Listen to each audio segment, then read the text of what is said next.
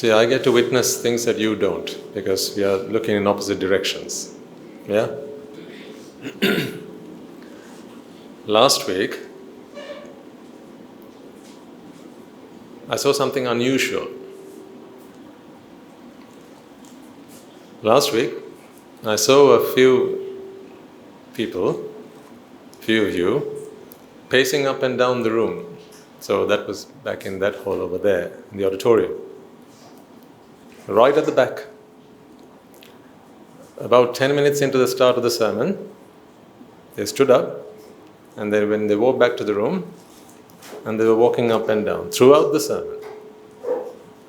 So I wondered why that was. So at the end of the day, at the end of the talk, when they came over to show their respects, I inquired, what was the reason? It was unusual to see that.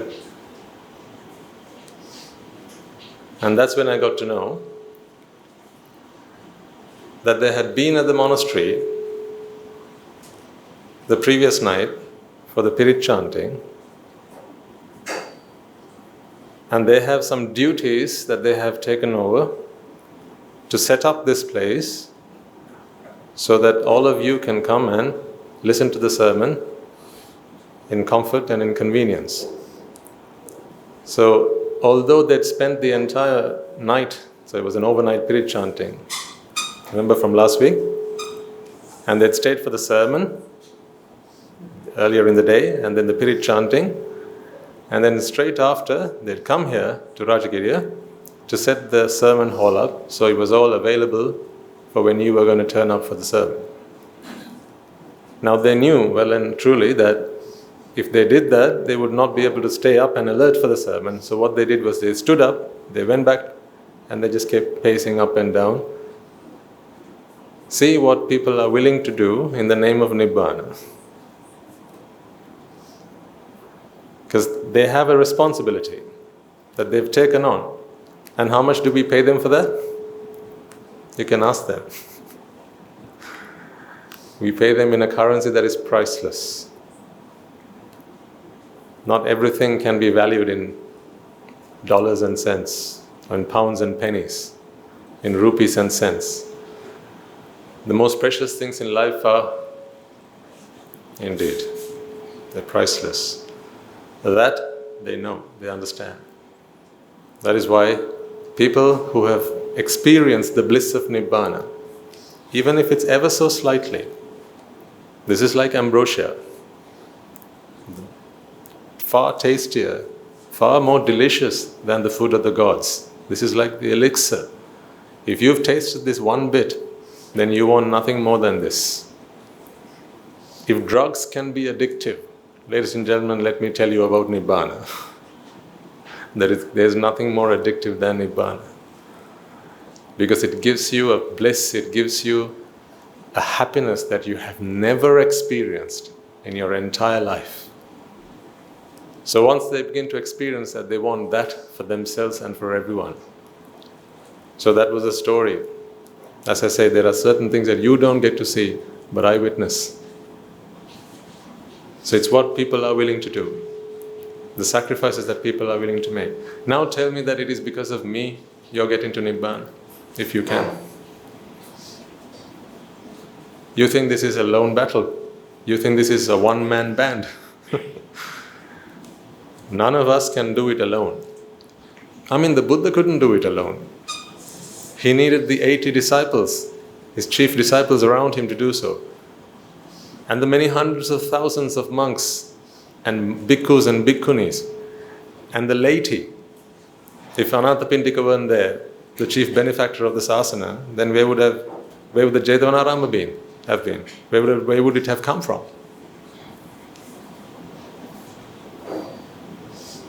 So we all have to play a part in this. This is a community thing. Absolutely, Nibbāna is a private affair. Your own Nibbāna is yours. It's a private matter. But getting there, that has to be done in the association, with the association of the community. And that is what you're all here for. The Sangha is a community. If anyone can do it alone, then there are only two individuals that can. And who are they?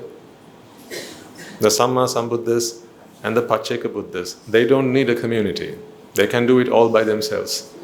But on this side of that, everyone needs help and support. So when you're here, you draw on your merit power. That is why people are making these sacrifices on your behalf. And as you begin to understand and experience the bliss of Nibbāna, you will start to do the same for others as well. And the extent to which you do for others is the extent to which you have done what? For yourselves. That's the way this works. It's incredible. It's remarkable. It's magnificent. So I want all of you to understand that and experience that and be grateful for all that others are willing to do for you. So with that in mind, let us also be mindful and remind ourselves that there was one man who did all this for others. Once he attained Buddhahood, there was no reason, was there, for him to endure every hardship and challenge and obstacle, to go traveling on foot, mile after mile, crossing boundaries and territories, going from kingdom to kingdom, going from place to place, all on foot, and preaching the Dhamma. There was no need for him to do that. But his battle is the battle against suffering. If you get a chance, you can listen to yesterday's talk that was done at the monastery, where we discussed why, even after becoming an arahant, one still wages war against suffering. Because you have to wonder, if they have done their job, why do they continue to wage that war? Why do they continue to fight against suffering when their job is done? If they have freed themselves from suffering, then why do they continue? Because to them, the fact that you are suffering does not cause them any suffering, does it? If it does, then they're not an arahant. When your children suffer, you suffer. But in the case of an arahant, that is not so. The fact that you suffer doesn't make them suffer, but there's still a motive that drives them to free all sentient beings from suffering. And there was a reason for that. So if you get a chance, you can listen to yesterday's talk at the monastery, and that will answer that question for you. But for now, let us remind ourselves that it is because of him, he who is the glorious one, the most magnificent one, unparalleled in every single way, be it compassion, be it loving kindness, be it wisdom, be it mercy, in every single way. That is why to this day, ladies and gentlemen, 2,500 years from his passing away, we are still reaping the fruits of his labor. He was a lone farmer. There was no one to guide him, no one to show him where to sow the seeds, no one to show him what fertilizer was needed, no one to show him how to irrigate. All that was done by himself. And then once he achieved that salvation, he did nothing more. He wanted nothing more. He didn't want to even live any longer than was necessary. The Mara invited him on 3 occasions. And only on the last occasion did he accept the offer, because on the other 2 occasions he said, no, I'm not ready to pass away. Why? Because I still have work to do, to spread the seeds of Dhamma, so that the bhikkhus and bhikkhunis, upasakas and upasikas will roam the earth, taking this message for another 5,000 years, even upon my passing away, so that you and I could be here under this one roof, discussing the Dhamma, understanding the Dhamma, and freeing ourselves from suffering. See, his existence after having become a Buddha was purely for this reason, so that you and I, we could come together today. Must we not be grateful? So let us bring our palms in reverence and in veneration of the Supremely Enlightened One, the fully awakened One, our guide, our master, our teacher, the Gautam Buddha. Namo tassa bhagavato arahato samma sambuddhassa. Namo tassa bhagavato arahato samma sambuddhassa. Namo tassa bhagavato arahato samma sambuddhassa. Full house today, huh?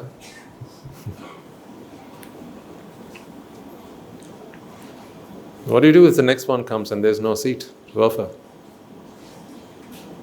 What do we do then? I'm willing to offer my seat. Are you? But then what about your Nibbāna? How are you going to do your Nibbāna if you have to give up your seat? How are you going to sit down and listen to the sermon? What about that? What do you think? Because you're going to have to keep standing then for the next 2.5 hours. Because although Swami Nānse promises to finish at 10:30 every day, he never does.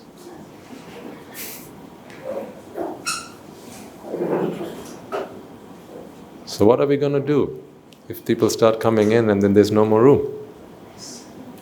Huh? Oh, there's room on the floor. Okay. For them, huh? Oh, I'm willing to offer my seat. That's all I can say. You have to lead by example. Whose Nibbāna are we here to attain? Whose Nibbāna? Ours, okay. That's a good answer. Give me a better one. That's a good answer. It's actually a very good answer.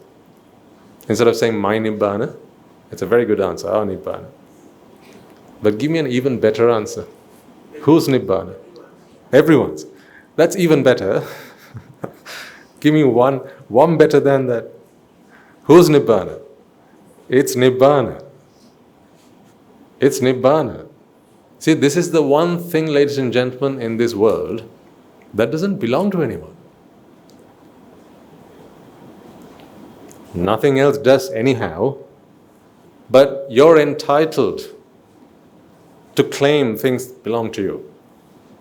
But if the day comes where you claim that Nibbāna belongs to you, then that is not Nibbāna you're speaking of. Because the whole premise of Nibbāna has no belonging, isn't it? How can someone say, I am here to attain my and then Nibbāna? At the point you break through Sakkaya Ditthi, you begin to understand that all is just an aggregation. Kaya is an aggregation. That is, it's a body. Remember we talked about this? A body of water. I gave you that example. You are a body. By you, I mean all aspects of you is a body, really, or are a body. All aspects of you are bodies. In fact, there are 2 bodies right now. Give or take. You have the mental body and there's the physical body. They're both bodies. When we speak of a body, we're not speaking of a unit. We're not talking about a single unit. We're talking about a body, like a body of water. A body of water is not a single unit of water. It's made up of an infinite drops of water. But what about the drops of water then? What are they? Well, the same principle goes. So nothing in this universe is a standalone unit. In fact, nothing is self-sufficient. The whole premise of self is flawed. So how can anything be self-sufficient? Are you self-sufficient? You try to be. Right from a young age, what do our teachers teach us? Our parents tell us, my son, one day you should become self-sufficient. Don't be relying on me to feed you every day. Don't be relying on me to look after you every day. You have to grow up, be a man, stand on your own 2 feet and look after yourself. Become self-sufficient. Okay, so the father stops providing for you. You start your own family. Are you now self-sufficient? Okay, now your own family. You split away from home, now you are your own family. Are you self-sufficient? Do you do everything you need just by yourself? All by yourself and no one else? Where do you get your oxygen from? You self-generate, do you? Even if you said, I live all by myself, Swami Nānse, no one to look after me, I'm a lone survivor. Where do you get your oxygen from? Where do you get your vitamin D from? Where do you get light from? Where do you get the earth from? Where do you get your food from? So who in this universe is self-sufficient? No one is self-sufficient. This whole ecosystem is supported by the collective. It's an aggregation. That's why it's called the skandha. A skandha is an aggregation. You know the word kanda, right? That's a Sinhalese term. A mountain. What is a mountain after all? It's an aggregation, isn't it? It's a collection of stones and gravel and whatnot. Sand and, over the years it just grows. That's what a mountain is. So a skandha is very similar. It's an aggregation. 5 skandhas. There's the Rupa skandha, Vedana skandha, Sanya skandha, Sankhara skandha, and the Vijnana skandha, collectively called the what skandha? The Pancha skandha. The 5 aggregates. Are you anything more than the 5 skandhas? Are you? Which part of you? Take a strand of hair. What is there? This is the Rupa skandha. An aggregation of Rupa. You can think of it simply and basically as just the elements of the periodic table. Yeah? So it's a collection of that. Your hair, a strand of your hair is not a single unit, is it? It's a collection of matter. It's a collection of stuff.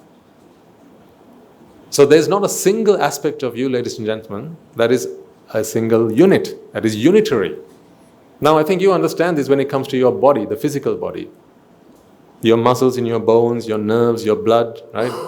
We've studied enough about the human body to understand by now that this is all a collection. But what about the mind? See, now we are breaking through that ignorance. We have begun to understand that the mind is a process.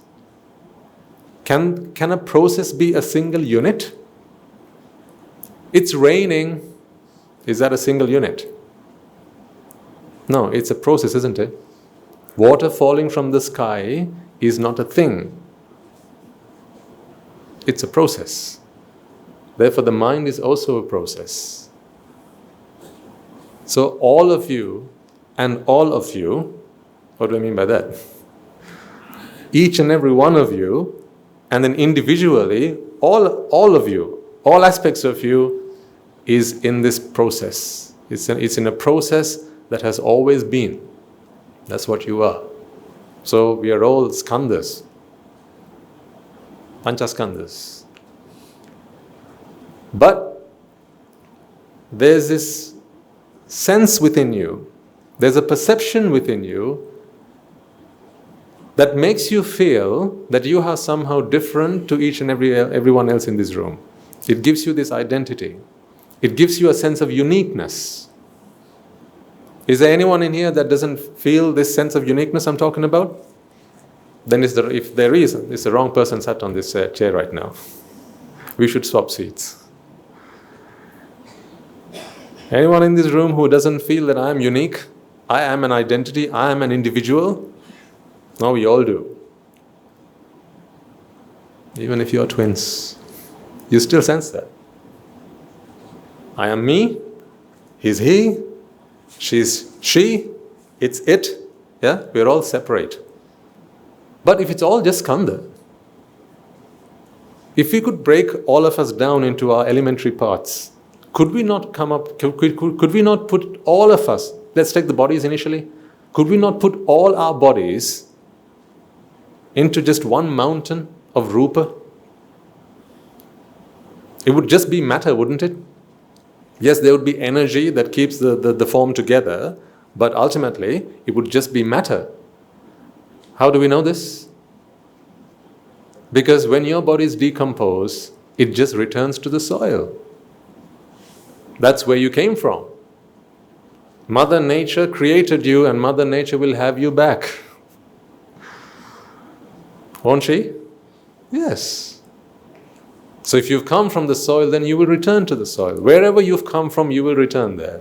So if you think you've come from God, you will return to God. And that's fine. I don't disclaim that. I just have a very slightly different interpretation of God. That's all.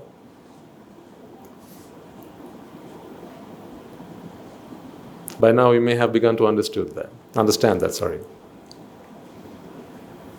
So if someone were to decompose our bodies, right, break us down, disintegrate all aspects of you, we could then put you, just do a pile of skandhas. And then if we were asked to separate the parts that went into making this good lady here and this gentleman here, and the parts that went into making, someone in the back of the room and someone in the middle here, right? After we've disintegrated all of you, and then if someone asked us to put it all back together so that you were all again in the same form, what do you think about that? Do you think that's going to be an easy task? Not at all. Because your sense of identity only lives in your mind, ladies and gentlemen. It's a creation of your mind. It's a figment of your own imagination. You sense this separation. It's only a sense. Just like color. Do you agree if I told you that color is just a sense in your mind? It's not out there. Although it seems like it's out there. What color are the walls of this room? Blue?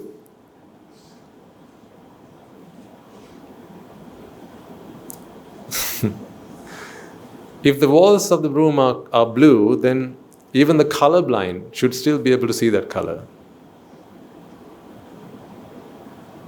The fact that you are colorblind then prevents you from perceiving blue.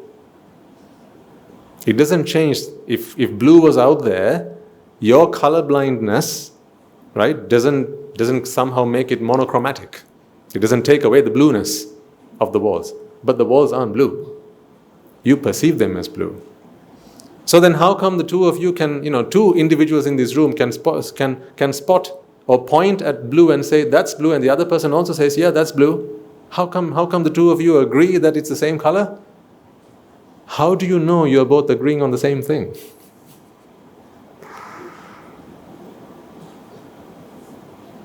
How do you know? One fine day you saw that color painted somewhere, right? And you asked someone, what do you call that color? Someone said it was blue. Someone else had the same question. And they also got the same answer.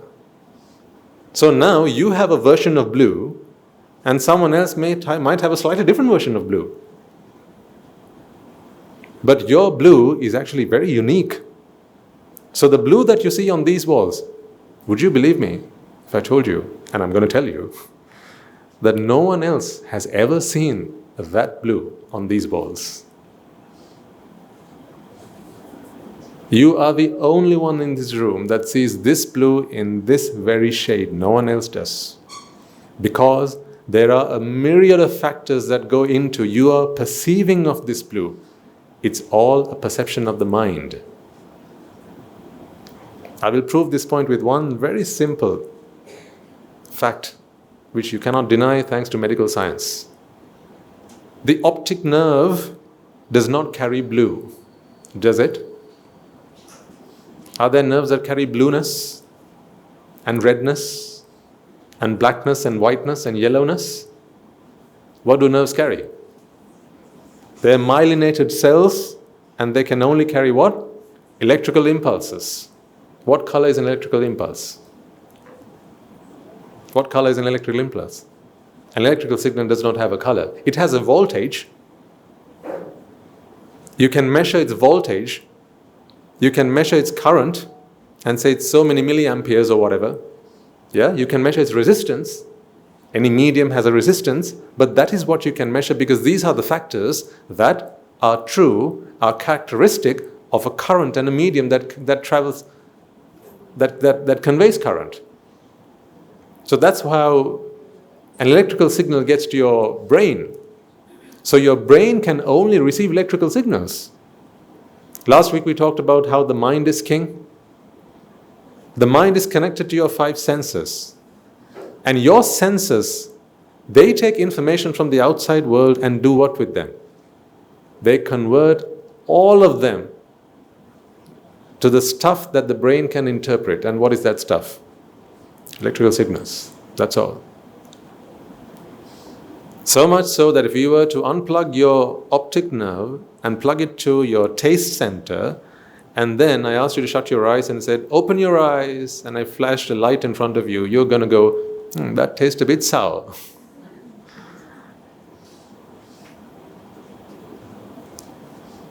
Don't you agree?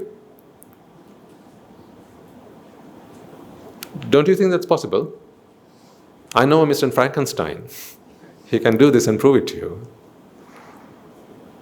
Honestly. Because the optic nerve carries an electrical signal. What about the taste nerve? It carries an electrical signal. What about the auditory nerve? It carries an electrical signal. So unplug them from their intended destinations, swap them round, and then trigger any of these senses, and you're going to perceive whatever that part of the brain is meant to perceive. In fact, it's not the brain that perceives. The brain has a contributory factor. It contributes to the process.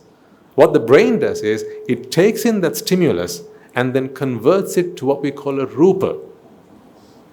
So this is where Buddhist philosophy must step in. Physiology, psychology, that is the limit. Psychology will teach you about the behavior of human beings, animals' behavior, human behavior. What they don't talk about is the chitta. Because psychology is yet to discover that it is the chittas that are responsible for your emotions and how you perceive things. Now the funny thing is, the Buddha, he did not do the scientific experiment of testing, collecting results, analyzing, and then coming to conclusions. He's very special in that way. That is why he fulfilled the paramita. So he didn't have to go into a laboratory. See, there are two ways in this world, ladies and gentlemen, you can understand the truth. One is you can experiment. Keep on experimenting until you come across it. You take different results, you analyze them in a laboratory, weigh them up, put them on a scale, right? Measure them, and then come to some conclusions. But this far, whatever science has brought up, whatever science has gifted us, science always comes up with this caveat. For now. Don't you agree? For now. The atom is the smallest particle, they said. What? For now. And then they said there were electrons, protons, and neutrons. And then there was a caveat. What was that? For now. It's always for now. And is that so bad? No, it's okay. It's enough for us. What? For now. Because science will always be one step ahead of us, and that's enough, isn't it? If you can see one step ahead of you, you can make that journey, can't you? You can. Do you have to see 100 steps ahead to go anywhere? No, one step ahead is always enough. So that's why, in the 18th century, they didn't discover computers because they didn't need it back then. Necessity is the mother of innovation. So when the human mind needs something, then science steps in and says, oh, all right, what do you want? Let's go and do some experiments, let's go and do some research, and then we'll invent something, we'll discover something. And then they give you an answer. The human genome, they documented that, they researched that, and they've now understood the human genome not very long ago. Back then, people didn't need that stuff. But now people want to live longer, they want to live healthier, because unfinished business. Another day is a gift, isn't it? If you can live another day, even if you've lived to 120, another day is still a gift, isn't it? You're 120 years old, and I come up to you and say, I can give you another day. Do you want it or not? No? If you're going to say no, then you don't need another day today either. It can't be so. Because for as long as there's something that is unfinished, for as long as you believe that pleasure is yet to be had, happiness is still out there, I've got it momentarily, I experienced it in just this moment, but it didn't last. So I need more of it. You will always need another day. My friend used to say, another day, another dollar. My good friend from university. He used to say, another day, another dollar. He was a working dad while he was at university as well. So he used to come to uni and he'd say, mate, another day, another dollar. Right, let's get to work because I have to get back to work. See, it's the same for all sentient beings. Where there is ignorance and attachment in the mind, ignorance will continue to keep telling you that there's the carrot, go on. If there's a carrot tied in front of you, what does that make you? Hold on, I'll look away, no answer.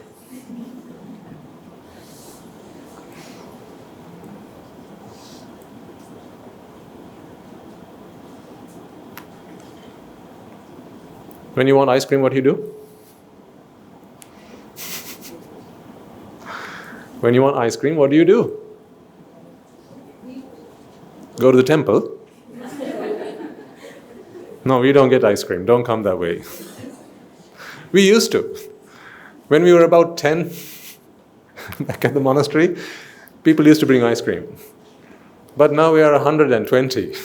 They don't bring us ice cream anymore.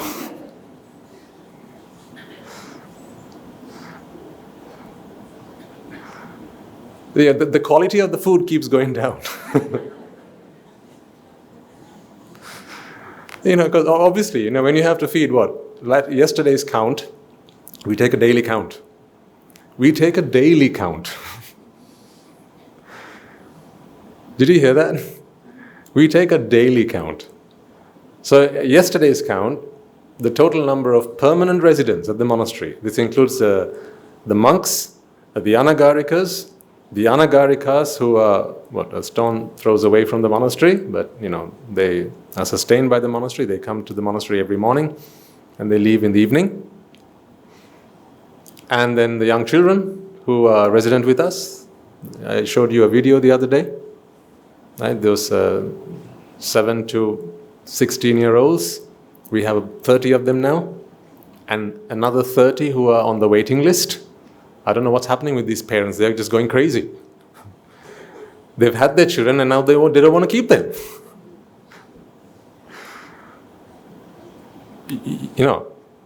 It might sound baffling to you right now, but I want you to begin to ask the question, are these people really nuts? What's going on? When a parent has a child, when a mother has a child, what does the mother want to do? Keep the child with them for how long? For as long as time will allow them, right? Yeah. So even when it comes to the point where you have to give away your child in marriage to another person, right? In the child's hand in marriage to another person, it's still not something that the parent does willingly. They do it because they have no other choice. They're aging, so someone else has to be their life partner for, once they're gone. Do you remember the day your mother gave you up? Ladies, gents, do you remember the day your father gave you up? Do you remember the emotions that he had? How was he? Like that? What was his emotional response that day? What was his reaction? You'd perhaps never seen your father cry before. That was the one day he couldn't hold his tears back. Remember? Yeah, so if they could, they'd keep you at home.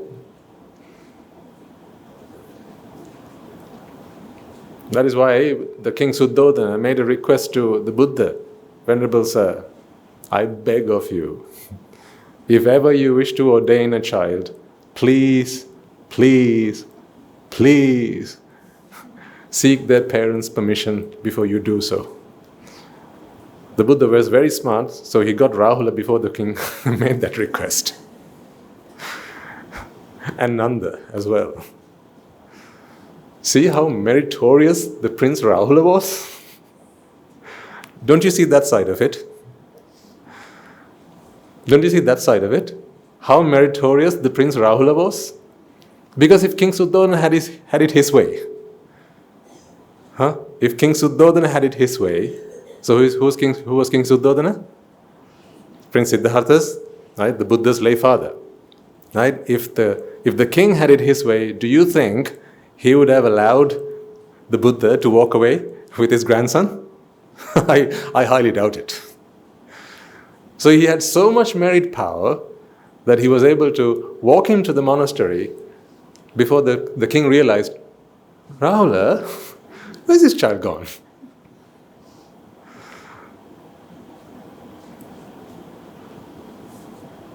I consider that merit power. I don't know how you look at it. From my perspective, that's merit power. Because what happened to Rahul in the end?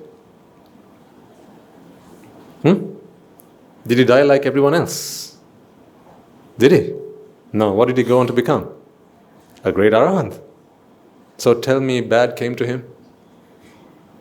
Tell me misfortune came his way? Certainly not. Even if you brush shoulders with the Buddha, that's enough. Even if you cross his path, that's enough. Even if you can feel the wind, the breeze that flows, that blows past his body and then caresses yours, that's enough. We are talking about the infinitely compassionate one. It's in the air he breathes. That is the Buddha that I know. I adore him. So at last count, 457. This was yesterday's count. Every day I get a daily count, so I don't know what the count is right now. Because, people, they walk through those gates, always open. They come seeking solace. They're looking for paradise. They're looking for an oasis in the middle of a desert. Don't you feel you're in the middle of a desert? Maybe the people over that side are probably feeling it a little bit right now because of the heat of the sun. Are you feeling uncomfortable, sir, sitting over there? There's a little bit of room over here if you're not feeling comfortable. Putta, are you okay there? Sure? You can come up here. Don't worry, I won't take you.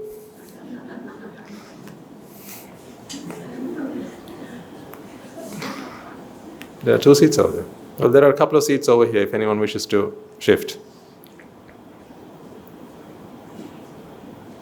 Or you can bring that chair over here.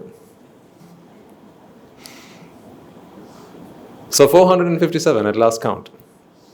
This does not include the Sila Shravakas, the Shravikas and the Uvasis, which are 3 programs that we do at the monastery.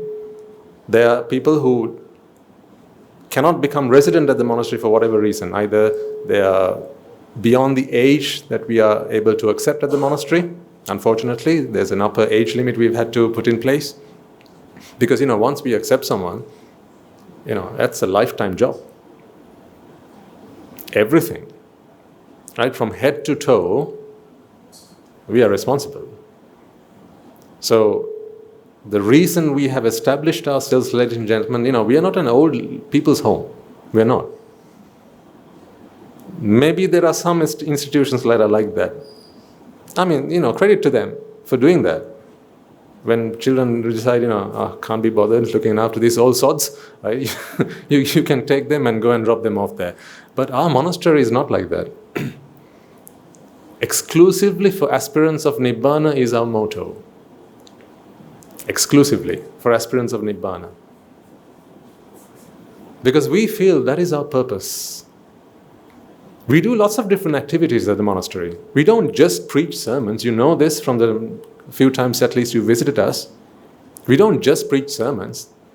We do Dakina. Now today is the Sapoya day, so at the monastery we have the procession of all our monks, in single file, followed by the Anagarikas, followed by the Anagarikas, followed by all the children at the monastery. We all get in line and enter the Dhamma hall so that our devotees who come along, they can witness this magnificent Pirith. And we have explained in the sermons what a Pirith actually is. It's not just people walking in single file. This is not the army. The Pirith has a significance. The things that you carry in a Pirith, these have a significance. The flags, they have a significance. All of it has significance. Now you understand the significance of a betel leaf. You understand the significance of a sadhukara. You understand the significance of Teruvan Saranai. Yeah? So, in the same manner, because we inherit, our legacy is the Sihela. Legacy. Not Sinhala. Sihela. That's why sometimes I laugh when I see, on the back of these rickshaws, they have Singha Le. You seen that? Oh. It makes me laugh, but then I wonder, why undermine ourselves so much? What, are you suggesting that we come from a lineage of animals?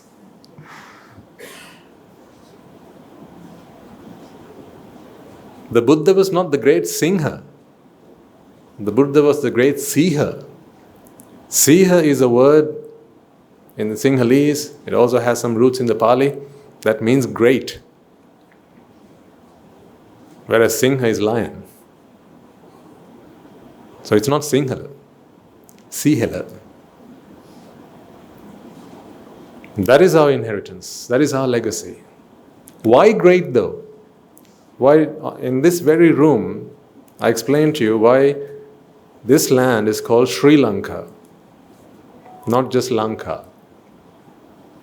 Remember why? Where do we get the Sri part from? The Buddha Sasana. Sri Sambuddha Sasana. That is where we get the Sri part from. That is what makes us great. In this very room, I remember the last time we got together here, I talked about this. Because this is the philosophy that helps us become great. And when we are enriched with this philosophy, when we are gifted with this philosophy, when it becomes the blood that runs through our veins, ladies and gentlemen, your mind is elevated to greatness. So that when you want to eat ice cream, you don't go looking for ice cream. If I always did that, I would never have been able to become a monk. Because when I want ice cream, I can't just go to the shop and buy ice cream. Would you worship a monk if you saw a Swamin say, because they wanted to, if you saw me, let's put other Swamin Wahanses to a side, right? After the sermon, you're heading home and you see me outside, maybe say Cargill's, right? I'm walking into the store, buying an ice cream, a cone ice cream, and then you see me lapping it up. What would you do? You come and worship me, would you? No, here's what you're going to think. He's the same as us. If I do this and he does the same, then why is he worthy of a worship? Why is he worthy of veneration? Why is he worthy of reverence? So then why do you revere? Why do you venerate?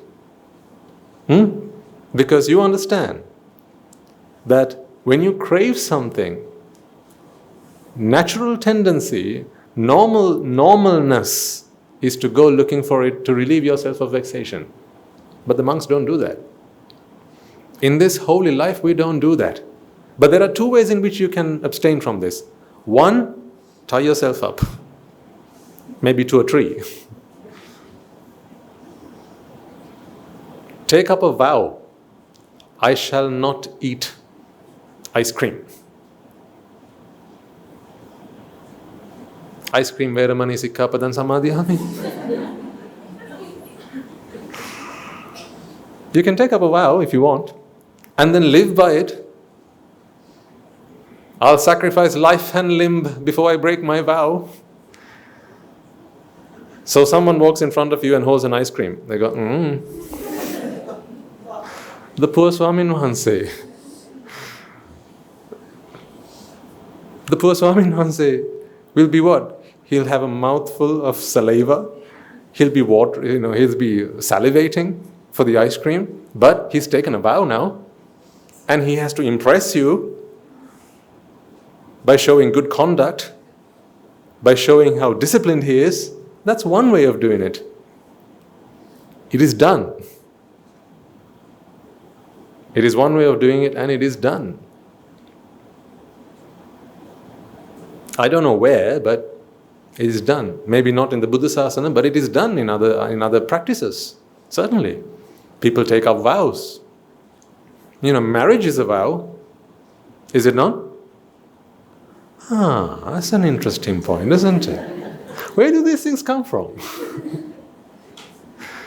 Why do they say that marriage is a vow? Because you commit yourself to one person and then you got to tie yourself up.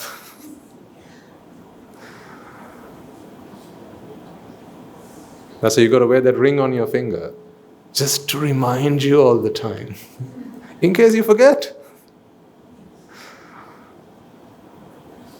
Which hand do they put it on normally? I forget now. Left or right? Left. For the ladies and gents? Same? Which way around is it? Ladies left. Gents on the right. Okay. Same? Okay. Different conventions then.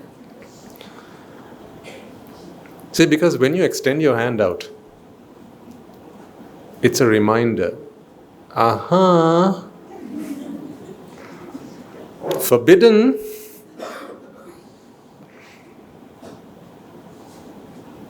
Because who knows what you're putting your arm out for? Reminder. Well, either way, put it on your good arm, on your good hand. So whichever one is whichever one you use more, put it on that finger or put it on that hand, so that when you extend it out, you're reminded. Married. Yeah, you're all laughing, but you know what I'm talking about. Last week I promised to teach you what the Pirith Nula was, and then I forgot. Apologies. I have one other apology to make. I'll make that in just a moment. But Pirith Nula, the Pirith thread, which you all got one of last week, those of you who were able to come along. You still have it? Good. See, when you put your hand out, you're going to do something. Yeah? You put your hand out. This is symbolic of action, isn't it? Action. If you want to show a picture that represents action, what would you normally do? Something like this? Some hands behind your back, or hands extended? Hands extended. You extend your arms, you extend your hands to indicate action, to symbolize action, deeds. Having the Pirith thread around your wrist is a reminder. That is why I don't carry one. I don't need a reminder.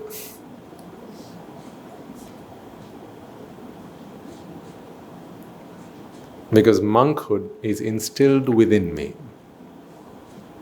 It has become my operating system. It's part of me. It's part of who I am. I don't need a reminder. But when I was a layperson, I used to carry that. I used to have a Pirith Nula around my wrist. Because the Pirith thread always reminded me. So whenever you extended your arm, which this is symbolic, yeah? It's not always to mean that it's this hand or this arm or whatever. It's symbolic. Whenever you take an action, consider as an upasaka, as an upasika, someone who is an adherent of the Buddha's teaching, someone who considers themselves a disciple of the Buddha, someone who claims Bhagavato Tassa Savako Hamasmi. I am a Sravaka of the Great One, of the Merciful One, of the fully awakened One. Is this action fitting for someone like me? A question you can ask yourself. Constant reminder. Is this action fitting of someone like me? Is it right for me to do something like this? I have taken refuge in the Noble Triple Gem. I consider the Buddha, the Dhamma, and the Sangha to be my refuge. I consider him to be my guide. I consider him to be my teacher. If by doing this action it's going to bring disgrace to my teacher, how can I? Let me ask you this question. Aren't there times, ladies and gentlemen, children in the audience, We've all been children at some point. Some people never grow old. We're all children. I'm still a child. I'll always be one. At the age of 80, I'll still be a child. Aren't there times where we've abstained from doing something because we recognize that this action is going to bring disgrace on our parents, on our teachers, on the family?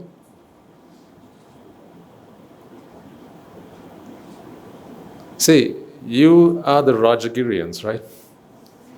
As far as I'm concerned. As far as this sermon is concerned. So we have the Ingiriyans and the Rajagirians. For now. Right? Just imagine this. We have, I think most of you are now regulars. So you recognize the faces. If you bump into someone in the street, maybe in a supermarket, you recognize them. Right? So you've become a community now, really. Cohesive, very friendly, and friendly in the name of the dhamma. In the name of Nibbāna, you always come together. That's what brings you here every Sunday. You have become a community. Just imagine if you saw if any one of you would see one of you in the audience getting up to something no good, beating up their wife. How would you feel as a member of this community? Kicking someone? Maybe a beggar? How would you feel as a community? Not fitting. We don't get along. There's a virtue in the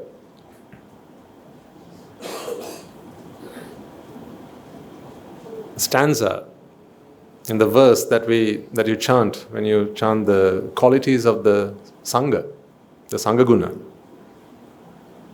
Remember how it starts? Supatipanno Bhagavato Savaka Sangho, Ujupatipanno Bhagavato Savaka Sangho. There's one virtue called Pahuneya. Pahuneya. This word means able to get along, fitting. I'll give you the Sinhalese term because that will make sense to a lot of you. Pahena. Get along. They get along. They get along because they're all focused on the same destination, on the same goal. Neya is the principle, the law, Nyaya, the doctrine. By the doctrine of Nibbāna, they all get along. That is why the Sangha, no matter what shape, size or color of robe they come in, if you are a member of the Sangha, we must all be united by that doctrine, the doctrine of Nibbāna. So we are all united in our purpose of Nibbāna. That is why if you were to spot one of you, getting up to no good, maybe, murdering or killing or, hitting someone, screaming at someone, yelling at someone, maybe beating up someone, right? You would immediately feel, no, this is not the kind of person that Swami Nuhanse expects to see on a Sunday morning.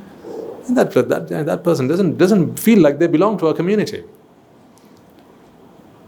So, if you were out there in society doing something, and say someone annoys you, it could be that someone's just bumped into you. You're in the middle of traffic and someone's just bumped into you.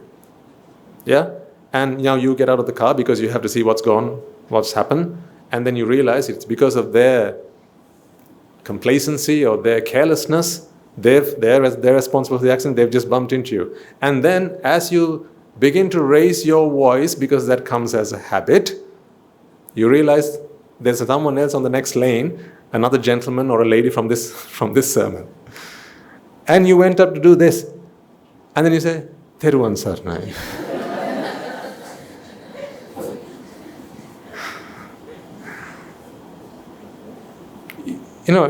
It's naturally going to come to you. Because you're going to think, I can't be shouting at this person because this guy knows that I come and sit next to them on the Sunday sermons. How can I conduct myself in a way that is not fitting, unfitting for this community? See, the same power the Pirith thread has. It symbolizes purity. Now, a Pirith thread is obviously something that you get at the end of a Pirith chanting. Yeah? You get it at the end of Pirith chanting. And it is believed that the Pirith has the power of protection. It does. It certainly does. If you joined online even, the Pirith chanting ceremony that we had at the monastery, at the beginning of that, we gave a little talk and explained how the Pirith offers that protection. Because it's not in listening to the chanting necessarily, it's on reflection of those words. Because what words do we offer? Do we chant? We chant the doctrine that was preached by the Buddha. Dhammo have rakkati dhammachari. Have you heard these words before? What does that mean? One who lives by the Dhamma is protected by it. There is no other protection than living the Dhamma. So one who lives by the Dhamma is protected by the Dhamma. This is the teaching of all Buddhas. So then if you need protection, what must you do? Live by the Dhamma.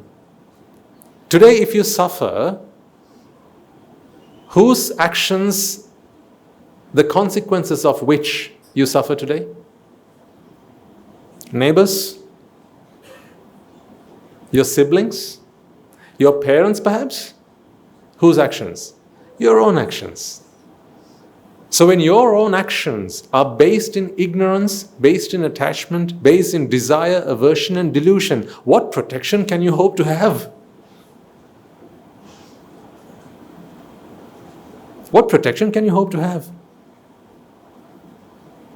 If anger is what's always inside of you, if desire and lust is always what's inside of you, burning you from the inside, what protection can you hope to have?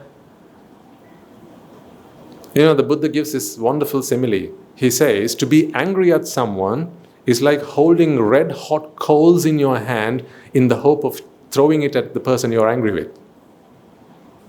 Say that again.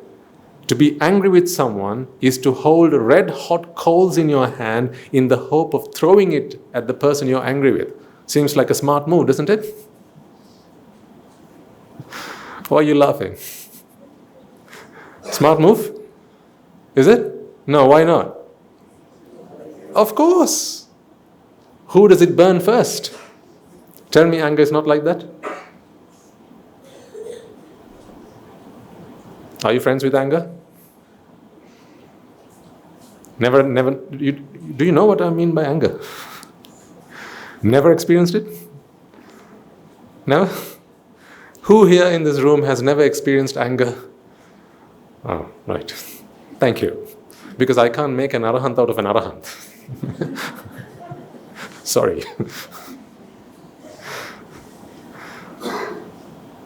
So we've all been there, done that, bought the t-shirt and worn it and still wear it. We've been to the gig, right? So you know what I'm talking about. We've all been there, we've all experienced anger, so you know what anger feels like and you know that it hurts you before it hurts the person that you want to inflict it on. Sometimes actually hurts you more than it hurts the other person. Because most of the time, in civil society, we are taught to contain our anger. And the more you contain it, it's like a pressure cooker. Because the pressure keeps building up. Because when your mind is vexed, ladies and gentlemen, excuse me. When your mind is vexed, especially if it's vexed out of aversion, there are two things that you would normally do. I'm taking a lot of sidetracks today. I don't know why. Keep me on track, okay? If I forget, please remind me this is what I talked about. This is a trait I've inherited from Guru Hamdru. For all his strengths, sometimes even he forgets where he starts. Because he looks at the audience and starts speaking, and then something happens, and then he continues on that path. He's a very natural speaker, that's why. He doesn't come prepared with an agenda. So I walk in his footsteps. I don't know any other way. And so it must be that I have inherited from him. So, but please keep me on track. What was I talking about?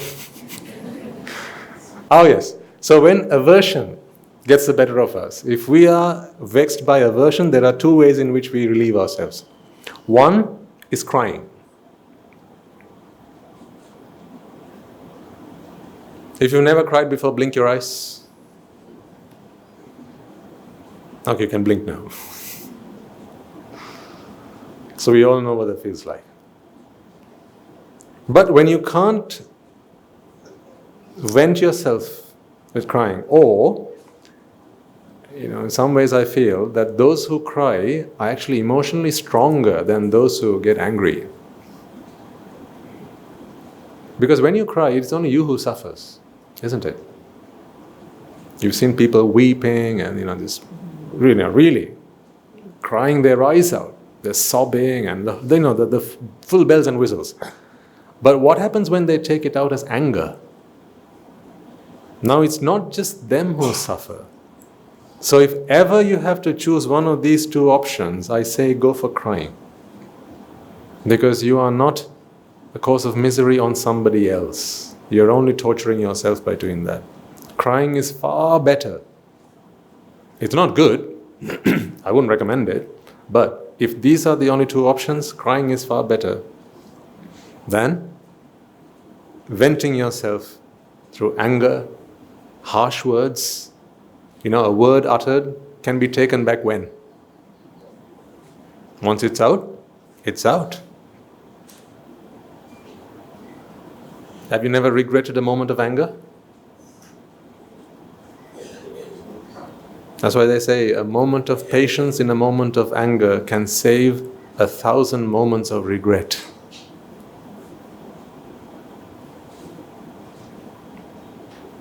But I'm not here to ask you to maintain and contain your anger. I would not be a disciple of the Buddha if that was my philosophy, because it hurts you. We are not in the business of packing up and compressing all this aversion within ourselves and trying to not give it out to the rest of the world. That is Mahatma. It's good. It's a good trait, but that is not what Buddhist philosophy is for. Patience is always good for others. How is patience ever good for you?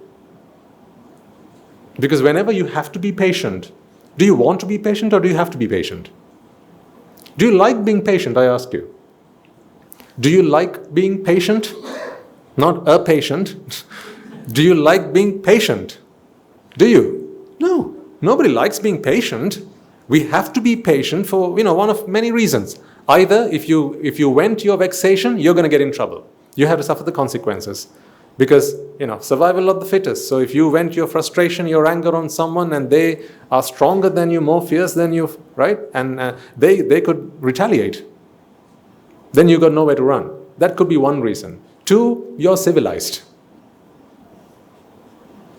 Then again we contain our vexations. We contain our anger. But that is not what Buddhist philosophy is for. It's to extinguish anger, not to teach you anger management. Do you see anger management training? English Dhamma talk, a step-by-step practical guide. To what? What does it say, madam? To achieve it. The ultimate bliss of Nibbāna for open-minded people. It does not say an extensive course on anger management. This is not an anger management program. This is not a lust management program. There are programs like that out there.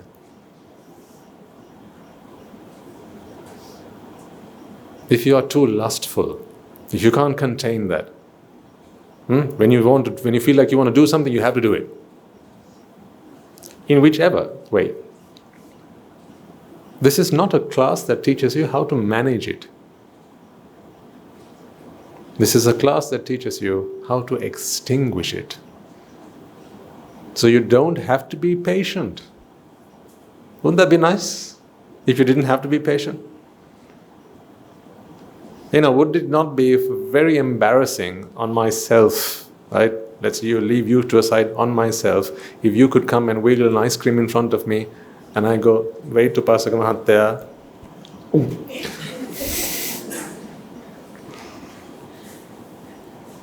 If I couldn't control myself,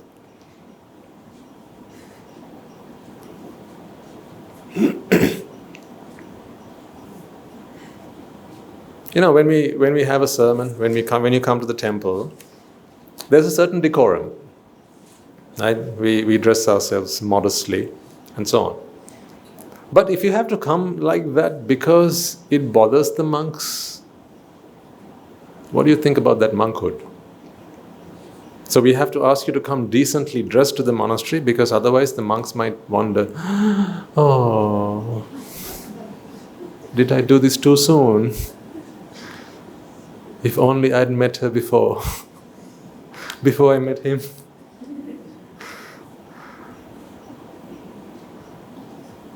No, but of course, when you go to the monastery or the temple, any temple for that matter, the church, the mosque, wherever, the kovil, right? We go dressed appropriately.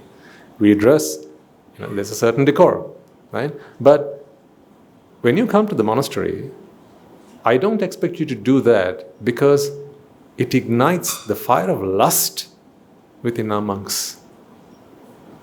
Because if that was so, you're going to have to question, Swamin Wahanse, what are you doing with the alms that we offer you?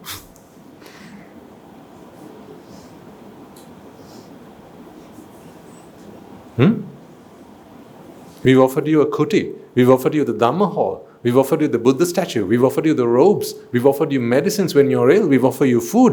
What the heck are you doing with it? So we make all these offerings in the name of Nibbāna so that you can continue with your practice and attain your salvation, and then you tell us, come dressed appropriately?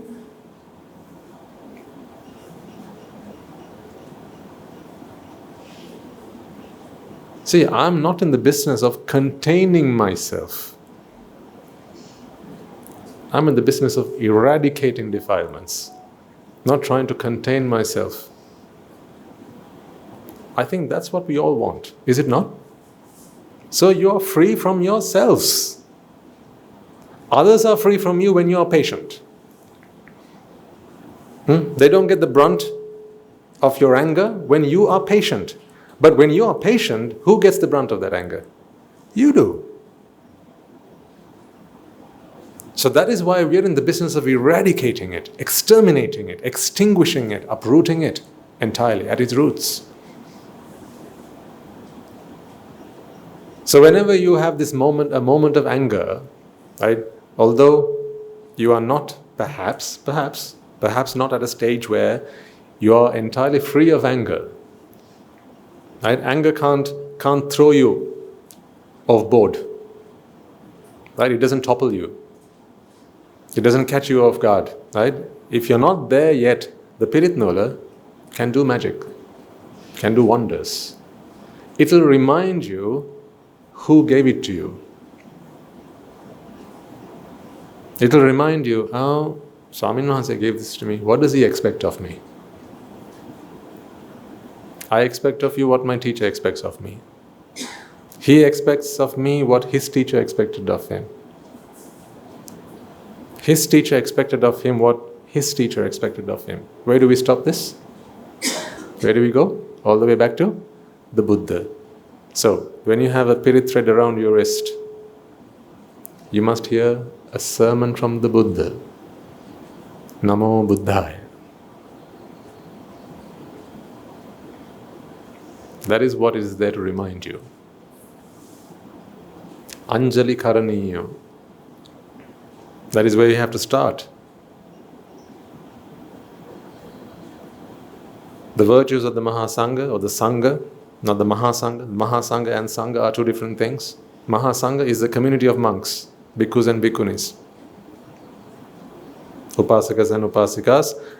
But Mahasangha is the community of bhikkhus and bhikkhunis, whereas Sangha is the fourfold Sangha. In the Gatha itself, it outlines who the Sangha is. In the Gatha itself, it outlines who the Sangha is. Supatipanno bhagavato sāvaka sangho, Ujupatipanno bhagavato sāvaka sangho, Nyāyapatipanno bhagavato sāvaka sangho, Sāmichipatipanno bhagavato sāvaka sangho, Yadidan chattari, purisa yugani, 4 times 2, atta purisa puggala, esa bhagavato sāvaka sangho. 8-fold is the Sāvaka Sangha. See, this is the Sangha. Eightfold. How can there be eightfold? It is those who do the sasana, not the ministry of the Buddha sasana, who do the sasana. Sasana is something we are here to do. The eradication of self is the sasana, ladies and gentlemen. If you take a moment to explore the etymology of the word sasana, you will begin to understand that sasana, the whole premise of sasana, is the eradication of the sense of self. The Four Noble Truths, dukkha, dukkha samudaya, dukkha nirodha, and dukkha nirodha gamini patipada, this is the sasana. In the first discourse the Buddha ever uttered, he laid down what the sasana was. Sabba papa sakaranam. What's the next line? Kusala supasampada sachitta pariyodapanam etang buddhana sasana. See, that's the sasana. That is the sasana. So if you're engaged in that activity, what activity? Sabba papa sakarana. What is sabba papa sakarana? Refraining from all misdeeds, from all evil doings. It has a deeper meaning which I'll come to on another day.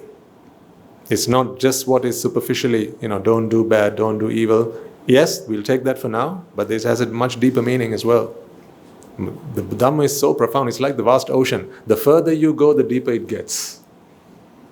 So how far should we go? Enough to wash and cleanse ourselves. That's it.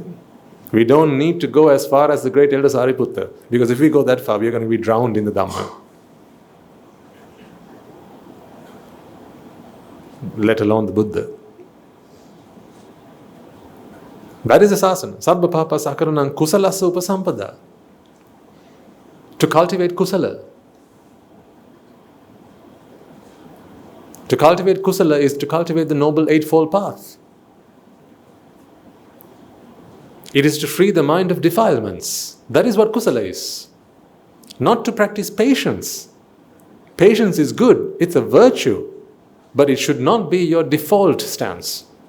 Your default way of operation, your default modus operandi should be free of defilements. That should be your default mode of operation.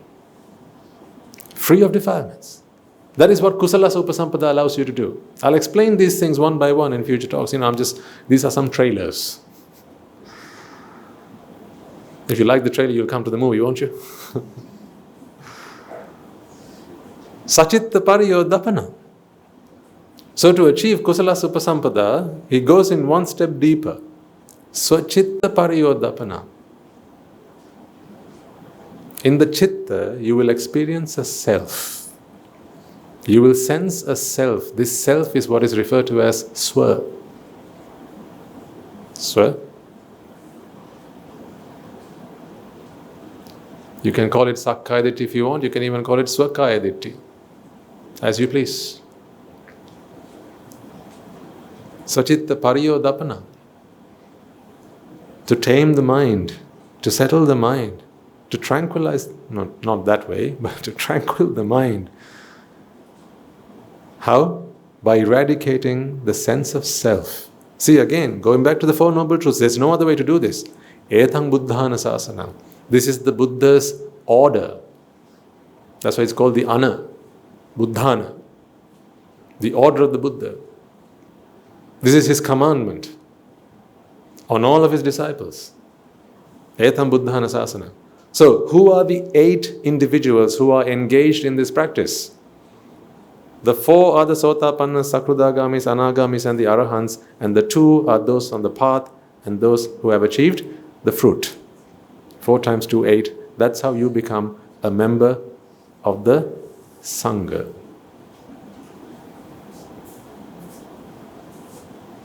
So must you be in a robe or a tie to become a member of the Sangha? See, it's an attitude. It's your approach to life. It's your approach. I say by life, I mean sights. What does Swami Vivekananda mean by life? Sights. Because what else is life to you? If not the sights, the sounds, the smells, the taste and the touch and the thoughts that you have. If not that, what is life to you? How do you describe life? The things you say every day, the things you hear every day, yeah? The things you sense every day, smell, taste and touch, and the thoughts that pass through your mind every day. Is this not what you call life? This is life. So when these things come your way, the sights, the sounds, the smell, the taste and the touch, and the thoughts come your way, it's your opportunity to live them righteously. But how do you live righteously? That is what you need the doctrine for. If you don't have the doctrine, you don't live it righteously, you live it unrighteously. Then you get yourself in trouble. Then instead of sabba papasa akaranam, you engage in papasa. Then it becomes papasa karanam. So you ask yourself, every time you've been angry, do you think being angry is a virtue? Or is it a vice? It's a vice, right? It's not a virtue.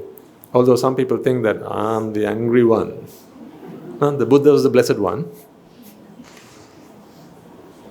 Then there are those who are the angry ones. Have you not seen them? In society you will find them. You'll see them from time to time. Don't you cross my path because I'm the angry one. Watch out for the dogs, but beware the master. They'll tell you. Some people say, don't mess with him. He gets furious. Some people take pride in that. Yuck, no?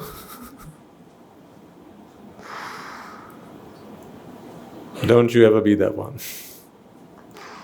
Some people take pride in being the angry one.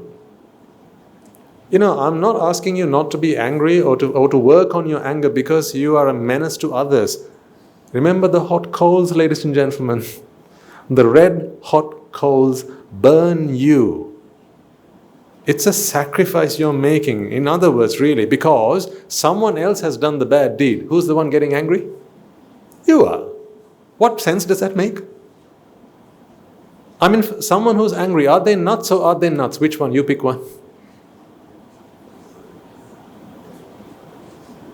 Are they mad or are they mad? Which one? Just one answer, please. What do you think?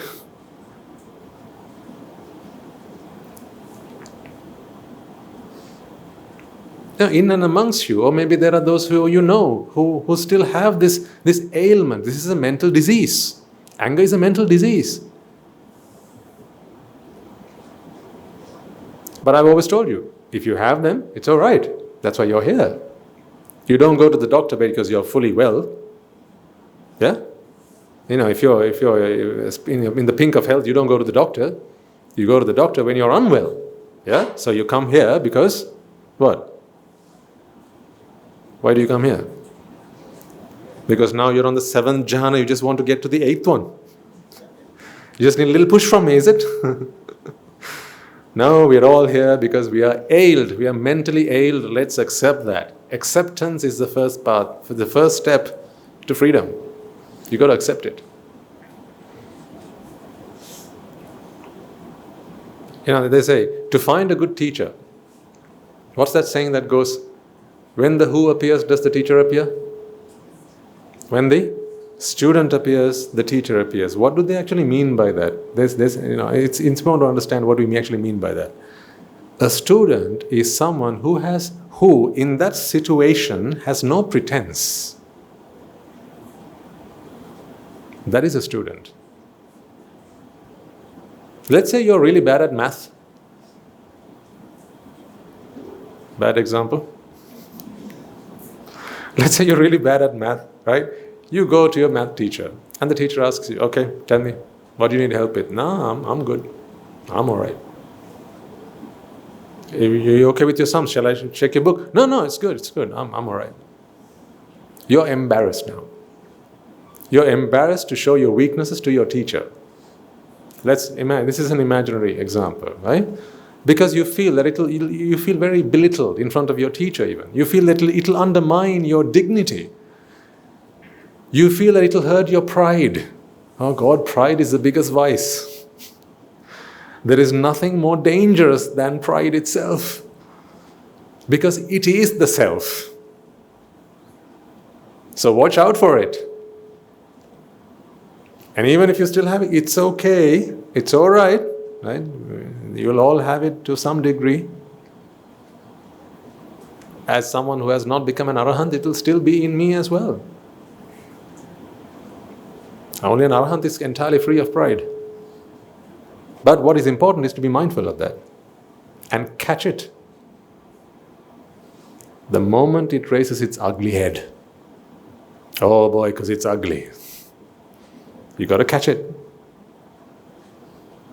See, the understanding of the Dhamma, ladies and gentlemen, is first to help you understand and recognize pride, ego, desire, aversion, delusion. When they raise their ugly heads, first you need to be able to spot them. Your understanding of the Dhamma will help you do that first, initially. Spot it when it appears. Because to swat it, first you have to spot it. You got to spot it first. Most people go through life not even spotting, not even recognizing that they are an ocean of defilements. Most people live their lives, they are full of pride, so big of themselves, and they say, I'm the big one. You not seen the big one? As I say, you know the blessed one, you know the merciful one, you know the compassionate one. There are the big ones as well. I'm the one no one comes to mess with. The unmessable one.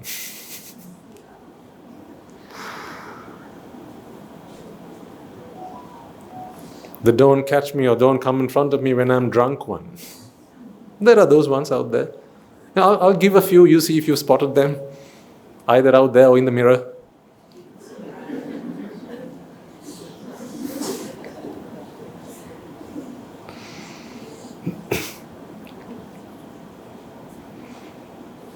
The I think I'm better than everyone else one. We call them the sanctimonious one.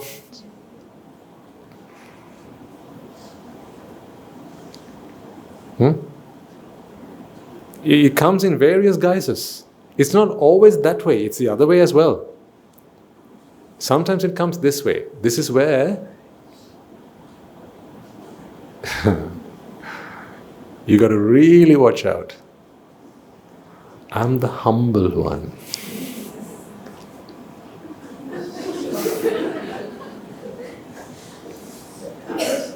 I'm always the humble one, you know. Whenever there's a queue, you'll always find me at the back. That becomes their identity. And they don't even know it. If there's anything that goes into making your identity, spot it. Because you got to swat it. Anything. Then you have the punctual one. It's good to be punctual, of course. At the monastery, I make it a very important point. We must always be punctual. We have leadership programs at the monastery, and one of the things that we teach our monks, anagarikas, a lot of them, is to be punctual, because it's part of it's a good characteristic to have. As a leader, you must have it, to be punctual, because otherwise people lose faith in you. But what if you become the punctual one? Now there's a problem. There's a difference, ladies and gentlemen, in being punctual and identifying yourself as the punctual one. Do you not recognize the difference between these two? You know, that becomes your identity. It builds your ego. I'm the punctual one. I'm the modest one. I dress very modestly. I drive a modest car. I live in a modest house. Because I'm very humble. I'm very modest. You'll spot them in society, maybe in the mirror. Mirror, mirror on the wall. Which one am I? Go ask that this evening when you get back home. Have you become one?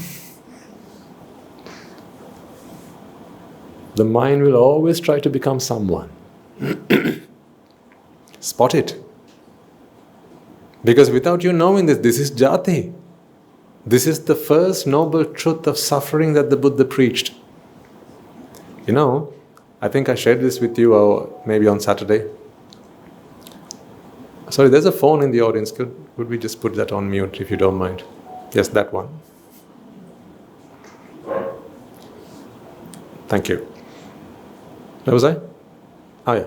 I think I shared this story once. This was the last defilement, as far as I understand, for the Buddha to overcome. Because he was not the Buddha until then. This last jump. One step away from Buddhahood, he began to feel that it was he who was becoming the Buddha. Because he sensed that right throughout. I was the Bodhisattva. Right? In my many thousands of yawns of my practice, fulfilling the perfections, I wanted to become a Buddha. I wanted to be the savior of all these people. I want to help others. This is very good. This is good. But remember, goodness is the greatest obstacle to greatness. It is the greatest obstacle to greatness. So this one step before attaining his Buddhahood, he has to face Mara. You may know of Mara in many ways. And Mara has many manifestations. I'm talking about a very specific kind of Mara. The Mara of self. He feels that it is I who is about to become the Buddha. Do you think he can ever become a Buddha that way? Do you think so? No. He needs to recognize and realize that Buddhahood has become. Not I have become a Buddha. Because if he feels that it is I who has become the Buddha, then that cannot be Buddhahood. Because how can there be an identity of a Buddha? Then of course you will have heard the Buddha uttering these verses such as, I am the greatest one. I am the king of kings, I am the king of gods, I am the god to gods and the Brahma of Brahmas. The foolish mind will probably wonder, how egotistical of him.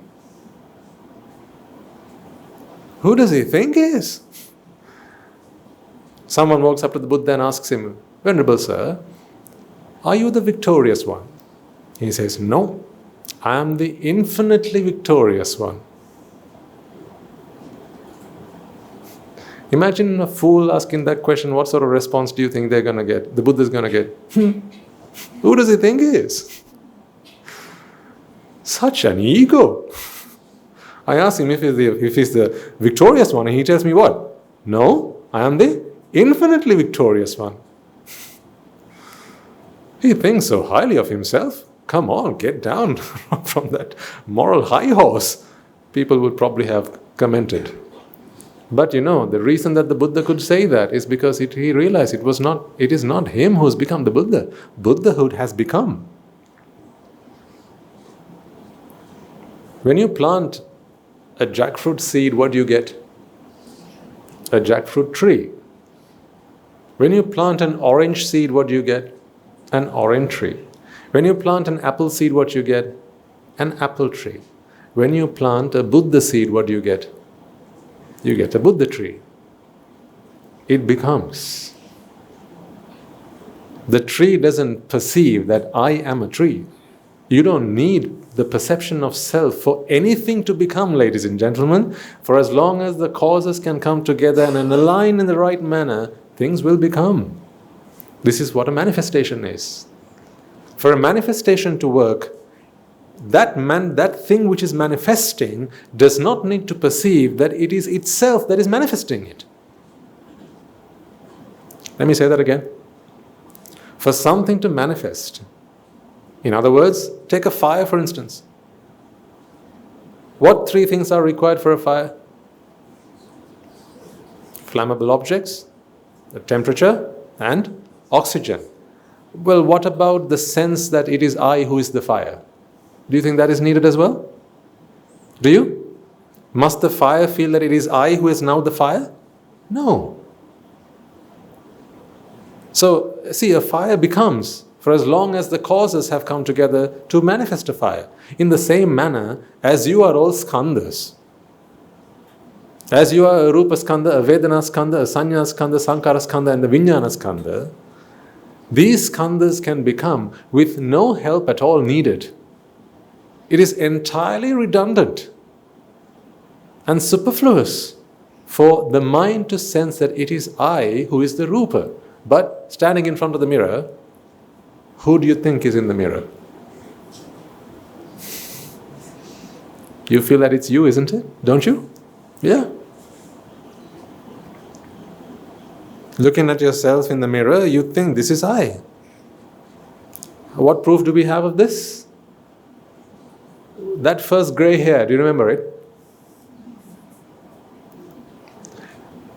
When you saw that first strand of grey hair, there will have been a mixed, set of emotions in the room. Some might have felt, I have become wiser. That's the wise one. Some people, they can't wait for the grey hair because they want to, they want to feel that they're wise, right?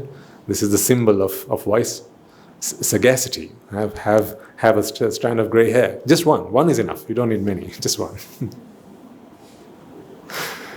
Or if your beard starts going grey, a sign of maturity. I'm the mature one. There are those as well. But then there would have been a different set of reactions or emotions from some others in the room. They would have gone, oh, age, I'm old now. I don't want to go old. See, that strand of hair belongs to the body. How come the mind feels that it's old? Think about this. Which part of the mind has aged? Which part of the mind has aged? No part at all, because the mind is purely chittas and chaitasikas. Minds and mental factors. Keep it simple, right? So you can think of it as the mind and its temperaments. Just to keep it simple. Which part of have you ever, if any of you have done any study in the Abhidhamma, have you ever come across old chittas? Old chittas? I mean, there are the Kamavachara chittas. There are the Rupavachara chittas. There are the Arupavachara chittas. What about the old chittas? The antique ones? Ever come across them? The old chittas? What about the young chittas? Juvenile chittas? Adolescent chittas maybe? Teenage chittas? I mean, if the Buddha were to outline all of those kind of chittas, he'd still be preaching the Abhidhamma. Because there are no such chittas. What about female chittas and male chittas? Surely that must be there. Yes? Female chittas and male chittas? See, none of these things appear in the texts. But that doesn't stop you from recognizing yourself as a male or a female. It doesn't stop you recognizing yourself as a man or a woman. It doesn't stop you recognizing yourself as young or old, does it? No, you still sense that. Because you look at this in the mirror and you think, this is me, this is wholly me. See, me, look at me. You actually feel that this is you. We'll come to how we address that problem later on, but first of all, I need you to recognize that it's a problem. It's not right that you feel this way.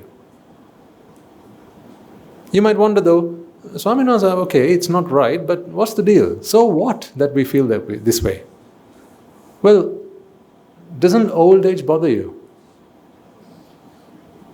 When you feel that you're aging, does it not bother you? If it doesn't, go and speak to an old person and then they'll tell you.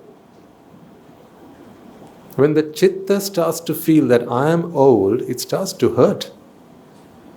It becomes painful. Why do you try to cover up your wrinkles? Why do you like to look fair and lovely?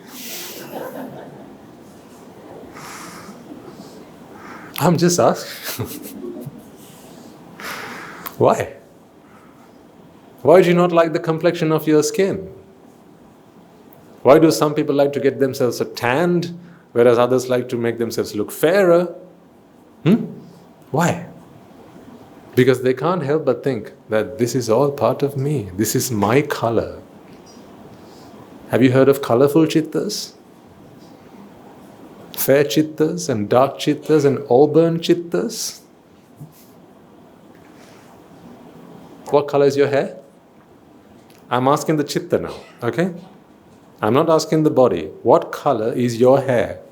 See, you have an answer. Now, that is a problem. You're not saying it out loud because you're embarrassed to answer the question because now you understand this is madness, but you still have an answer. An answer comes up so readily available, does it not? What color is your hair? See? What color are your eyes? Your beautiful eyes?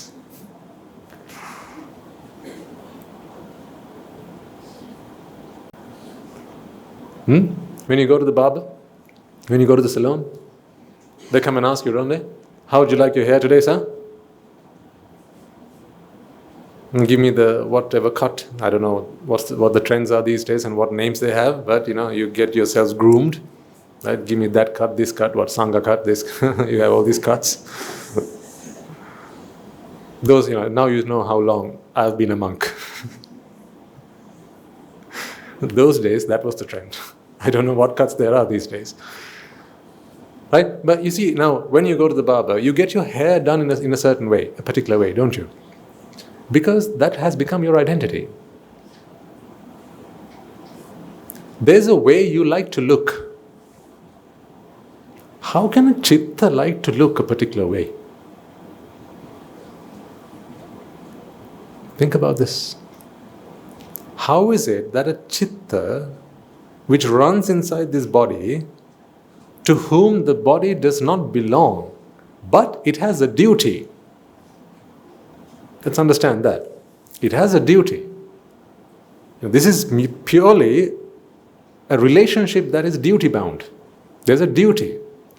Like a citizen of this country has a duty to the country, to the nation. Yeah? If you're a driver, then there are rules that you have to follow. You have a duty. If you are a citizen, you have to pay tax. That is your duty. But that duty is only your duty because you identify yourself as a citizen of this country. You know that it doesn't die with you. You know this, right? It doesn't die with you. It's only a duty that you have to fulfill for as long as you are a citizen of this country. So in the same manner, do you feel, honestly, hand on heart, ladies and gentlemen, do you feel that that whatever you're doing for your bodies is you just fulfilling your duties? Do you feel that way? Don't just nod your heads. I want you to answer this question inside. I want you to come up with an honest answer. Do you actually feel that you're just fulfilling your duties to your body, or do you feel that this is, what do you mean fulfilling my duties to my body, Swaminathan? This is me. Is that not how you feel? Because to fulfill your duties, you must brush your teeth. Yes. What flavor must that toothpaste be? Aha. Gotcha. To fulfill your duty to your body, you must wash yourself. Yes. Actually, that's not just duty to you, but it is to duty to others around you as well. Yes, you must, because some people forget that part of it. So that is a duty you must fulfill, yes.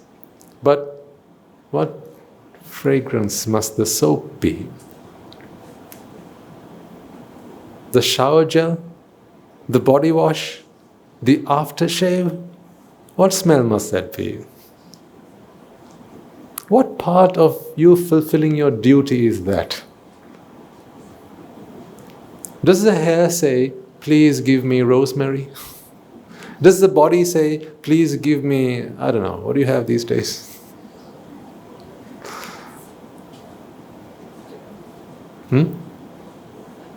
You're embarrassed to answer the question, and I can't remember my past to come up with examples. So we can't meet halfway. Lavender. Thank you. Does your skin ask for lavender? No, it doesn't. See, I do this task as a homework when no one's watching. Right? When you get back home today, just take a quick walk around the home, right? Your living room, bedroom, bathroom. Go and ask yourself, just looking at the bottles you have there, the cosmetics, whatever, did I purchase this to fulfill my duty to my abode? To my what? To my abode. This is my dwelling, that's all. This is a dwelling. That's a duty. If you don't fulfill your duty, what happens? They kick you out. Don't pay the rent, they kick you out. This is a duty you have to fulfill to this body. So as long as you keep to your part of the contract, the body will keep to its part of the contract. Yeah? Any disagreements? No, certainly not. Because you understand this is the honest truth. So when you get back home, look at those little bottles that you have, the aftershaves, the mouth washes, the gels, the toothpaste, the soaps, the creams and the lotions and the whatnots, right? Just observe them. If not an actual list, make a mental list of all the stuff that you see, that you have at home, and ask yourself this one question. Did I purchase them to fulfill my duty to this abode, this dwelling in which I live, or was there something else behind it? Or did the mind just go crazy? Is this to fulfill a duty, or is it really to satisfy the mind? But no part of any of those things can you apply on your mind. Can you? Can you apply your soap on your mind? Or the aftershave? No. Or the toothpaste? No. But the mind looks for the smell, it looks for the color. Yeah, so you see, lavender cannot just have the smell of lavender, it has to look lavender as well, doesn't it? Think about this, ladies and gentlemen. I'm asking you to research your life.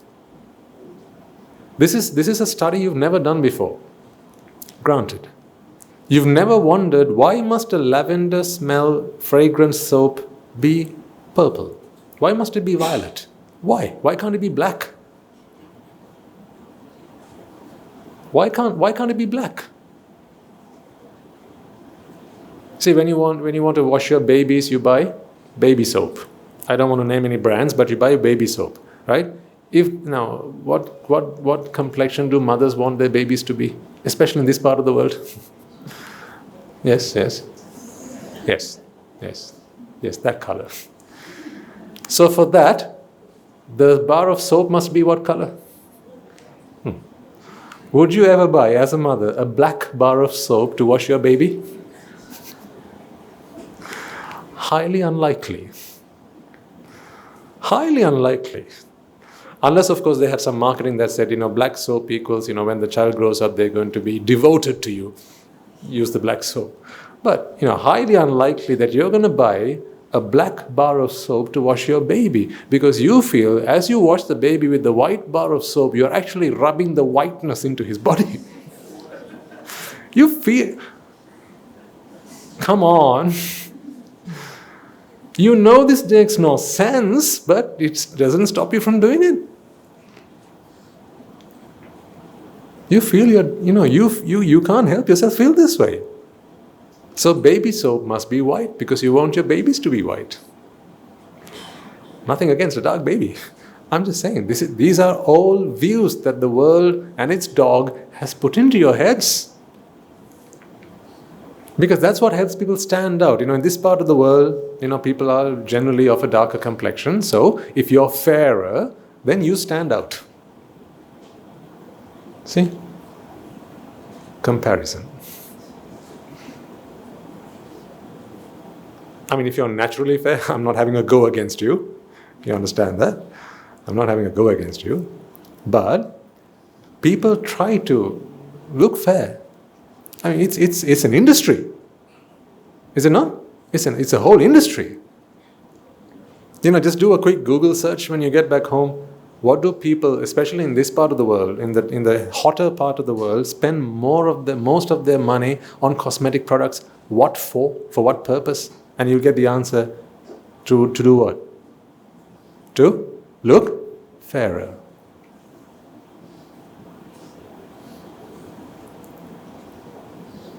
And this research scientists will keep on researching. It's a massive industry. Because that whole industry is based to some extent on you fulfilling your duties to your body. But the remainder of it is you going overboard, trying to satisfy your mind. But the mind can never be satisfied that way. Because if we move to the other part of the world, the European side of the world, if you go that way, now what do people want to be? They want to have a darker skin. So when the sun is out, I remember from those days, when the sun was out, there was a lot of traffic. People rushing to get to the beaches. So they'd get into their swim kits and there'd be sunbathing. There'd be places where you could go get a tan, right? So you put your lotion and then they would just lie down on the beaches for hours. I'd wonder, what a waste of time. But to them, it wouldn't be. They don't feel that way. If someone asked you to tan, sir, how would you feel? You'd feel, what a waste of time. But if you're of a fair complexion and there, if you can stand out a little bit if you have a bit of a tan. And people used to talk about this when they get back to work, by the water cooler, people have these conversations. And you can't miss those conversations because you hear them. These ears are always picking up stuff. You can't block things out. So you always pick up stuff. And people are talking about, ooh, nice tan. Oh, Jenny's got a lovely tan, hasn't she? Where's she been to? She's just come back from Barbados.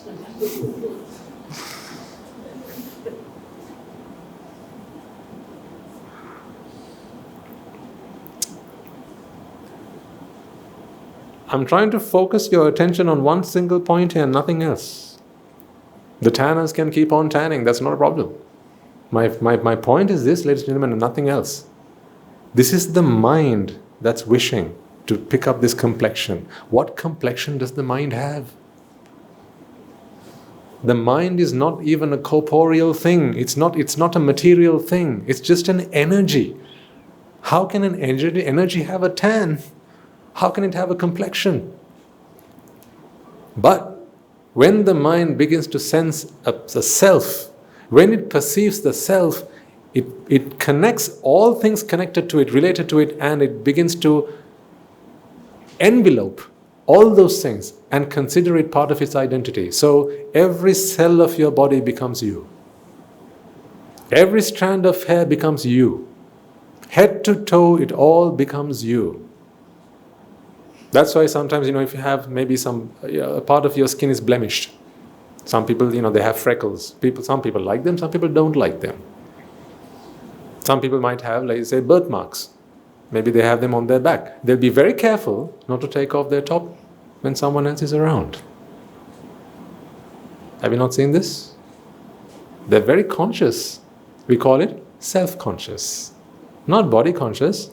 Body-conscious is an extension of what? Self-consciousness. So when did the body become the self? See, that's the connection you need to try and make. How come the body becomes the self? 1 or 2 weeks ago I talked to you about anorexia. How young girls and boys these days, it's becoming a very destructive tendency in some parts of the world because of this perfect figure of perfection that they are constantly kept fed by the media.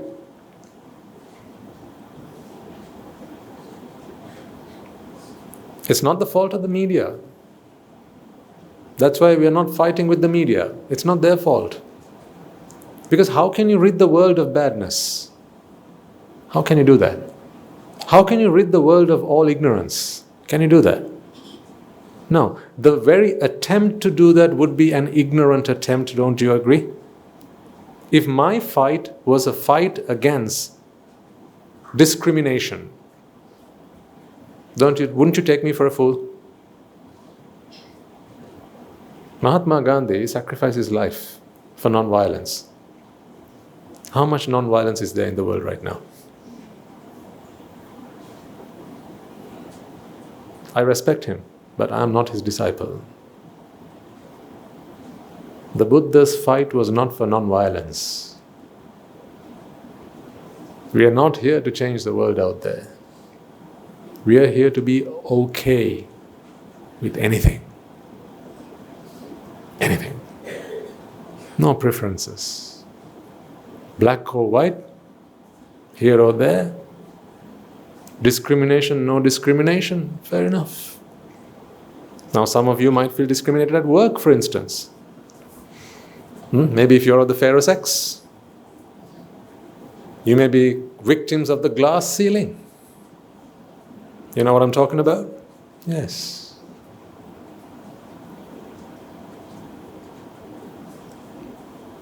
Racial discrimination, gender-based discrimination, ability-based discrimination,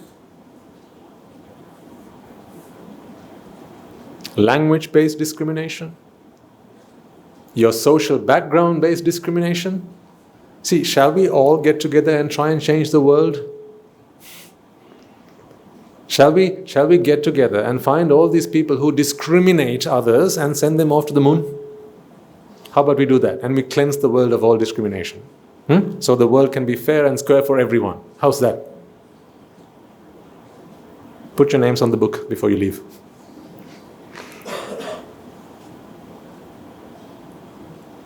That's not what we're here for. I'm going to try and help you be okay with discrimination. Huh?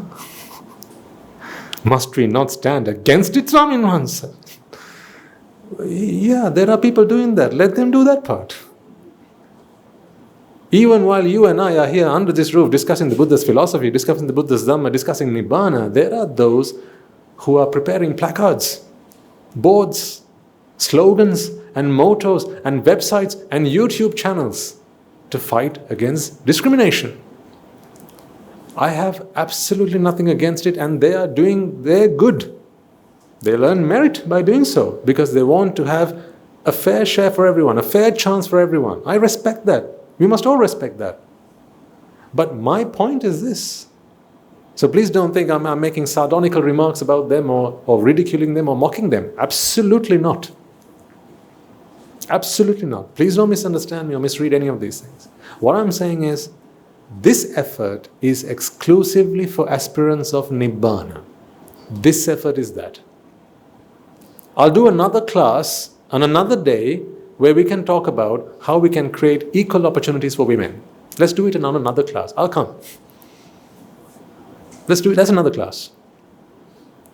Equal rights for blacks and whites. Let's do another class for that. That's another class, but not this one. Because I have some opinions, I have some views, I have some things I've learned in my growing up which we can use to help further that cause. Let's abolish hunger. But that's another class, not this class. This class, I'm trying to help you be okay with that. Because those problems will never go away. Just imagine if we treated cancer.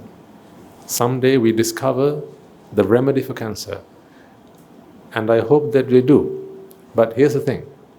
Soon after you have treated cancer, soon after you have discovered the treatment for cancer, the next one is going to come along.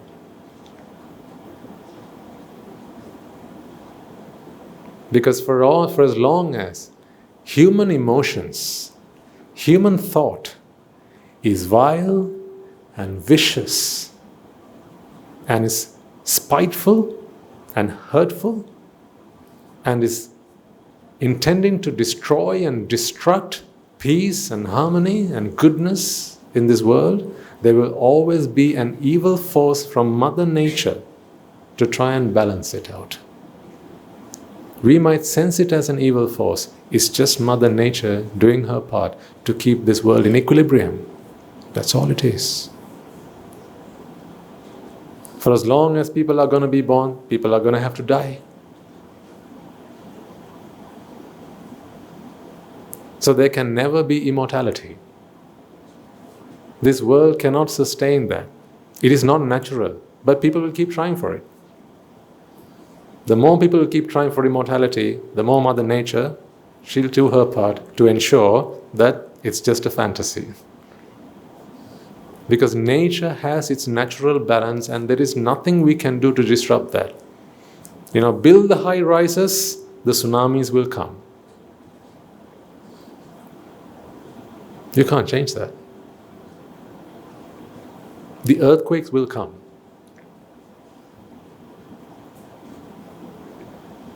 Divide communities and disasters will strike. Because in disaster, people forget what their identity is. Don't they? When disaster strikes, people forget that they're Muslims. People forget that they're Buddhists. People forget that they're Hindus. Because if you're starving and someone gives you a packet of rice, does it matter to you what religion they are?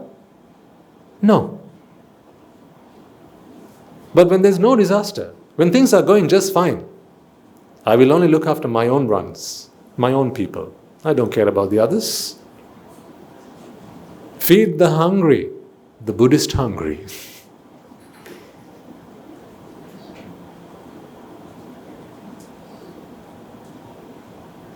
Give shelter to those who have no shelter, as long as they are Buddhists.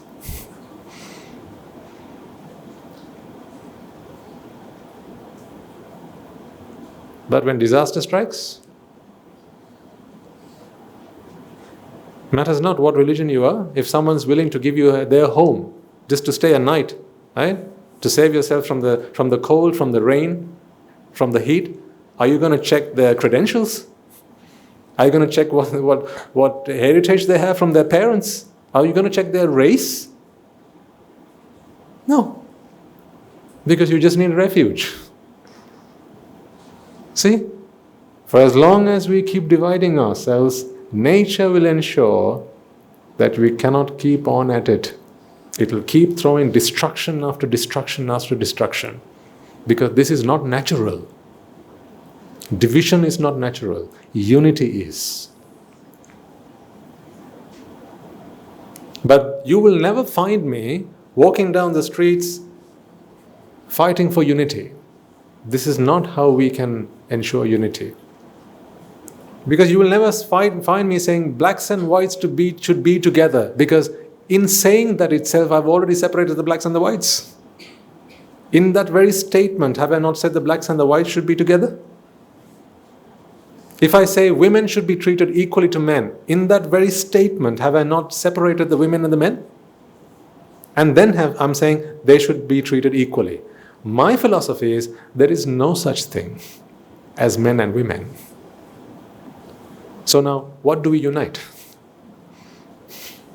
If there is no such thing as black and white, what do we unite?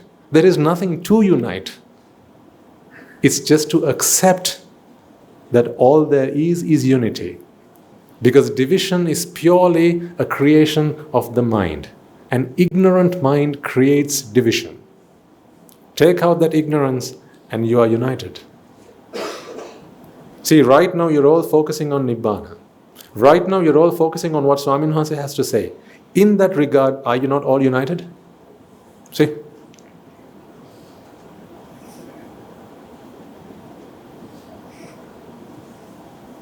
When your mind is all set on one thing, pahuneya.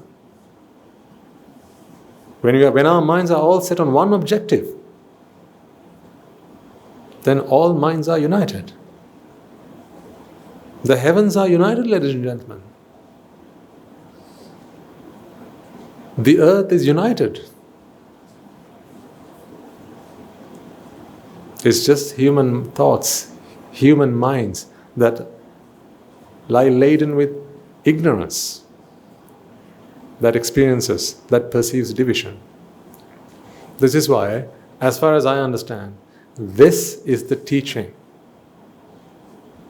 The Buddhist philosophy, the Buddha's philosophy. I'm not talking about the cultural aspects of it. I'm not talking about the religious aspects of it. I'm not talking about the ceremonies. I'm not talking about the rites or the rituals. Yes, they have their own merits, and there are many religions, many faiths that have their own practices, and they're all meritable. You can earn merits by offering a tray of flowers to the Buddha. You can earn merits by offering a tray of flowers to Jesus Christ. They're both merits. But there is only one philosophy in this world where you can free your mind from this separatist view. Sakkaya Ditthi can only be dispelled from one philosophy. This Sakkaya Ditthi, the whole idea, the whole concept of Sakkaya Ditthi is you separate the different kayas. You see the world as being atta. Atta is separation. And then you separate it. That's why the Buddha preaches anatta. Nothing can be separated. It's all one.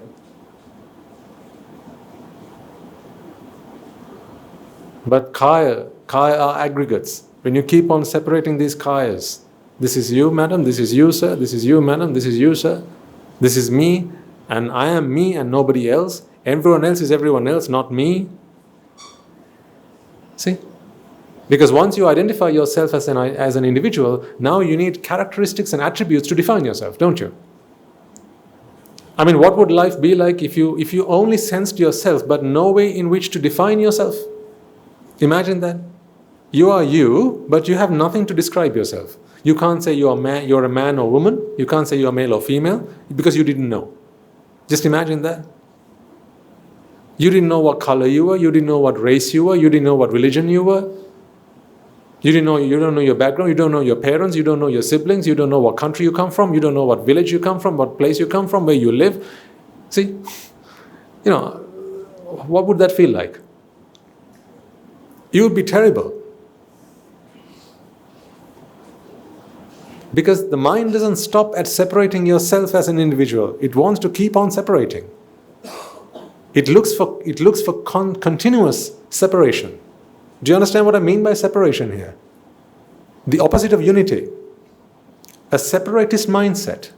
It constantly keeps on separating. That's why this decoration looks good.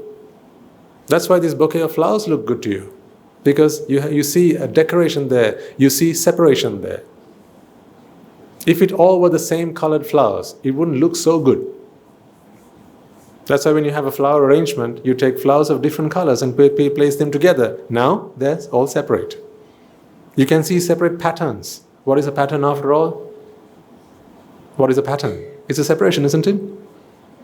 A pattern is a separation. Which one looks better, a straight line or a curvy line? A wavy line, a curved line looks better because that's a pattern. It's a separation from everything else. See, your mind wishes for that. Your mind seeks that. And with that approach, if you take that approach to Nibbāna, now you begin to think that it is my Nibbāna I'm here to achieve. Then we separate Nibbāna as well. That's the one place where you are going to fail. For as long as you strive for your Nibbāna, Nibbāna is not what you're striving for. So then you have to ask, now you'll find the answer to the question, when there was a kathina at the monastery last week, why did Swami Nuhasi still choose to come and speak to us? When all the high ordained monks were there at the monastery. And it is their right to accept the kathina robe, which is highly regarded by all, right? And it's a very auspicious and very celebrated event across the country, across the world in fact. Why did Swami Nuhasi choose to come and preach to us? Why did he choose to spend his time with us? Because Swami doesn't have his Nibbāna and your Nibbāna. Nibbāna is Nibbāna. If you all decided to come to the monastery on that day, then of course you wouldn't find me here. But I knew that you were going to be here. So if we didn't have this sermon last week, then you're going to have to run one whole week with no Nibbāna. One whole week without a reminder as to how you ought to reflect on the sights, the sounds, the smells, the taste and the touch that's going to come your way. On life as it comes your way. Hand on heart, honestly, think about it. How much of the time you spend outside here, outside these four walls, okay? Now, I'm going to ask a question. I want you to answer this rhetorically. So I don't want a raise of hands, but I'm going to ask you to give me a virtual raise of hands. Try and answer this question as honestly as possible. I don't want to see your hand go up, but I want you to honestly answer this question. How much of the time that you spend outside these four walls do you actually reflect on, contemplate on what you have learned here? Is it 10%? 20%? 30%?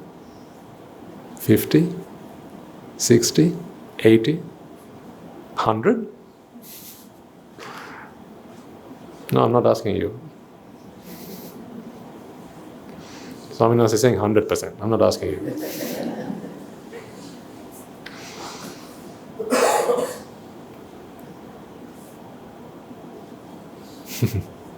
You know the answer to this.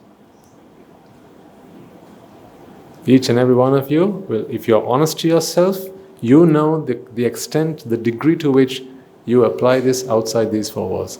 And it's not entirely your fault if you're not able to do at least 50%. It's because, you're surrounded by people who are not going to come and talk to you about Nibbāna. They're going to come and ask you, when are you going to make these calls? When are you going to show me the sales figures? When are you going to file that report? What time's dinner? That's what people are going to come and ask you.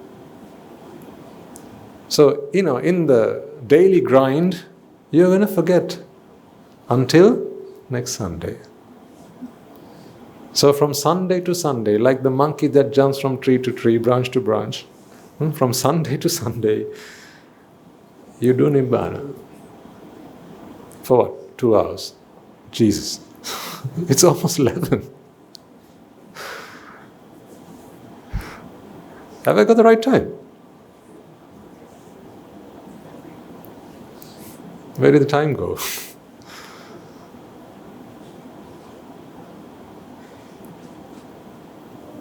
So we'll do Nibbāna again next week then, huh? No, I'm making plans for you lot.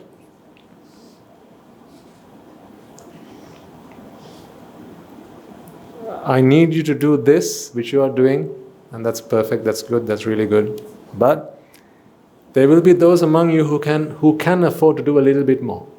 A little bit more, maybe 5% more. I know, with time, you build up that ability, that capacity.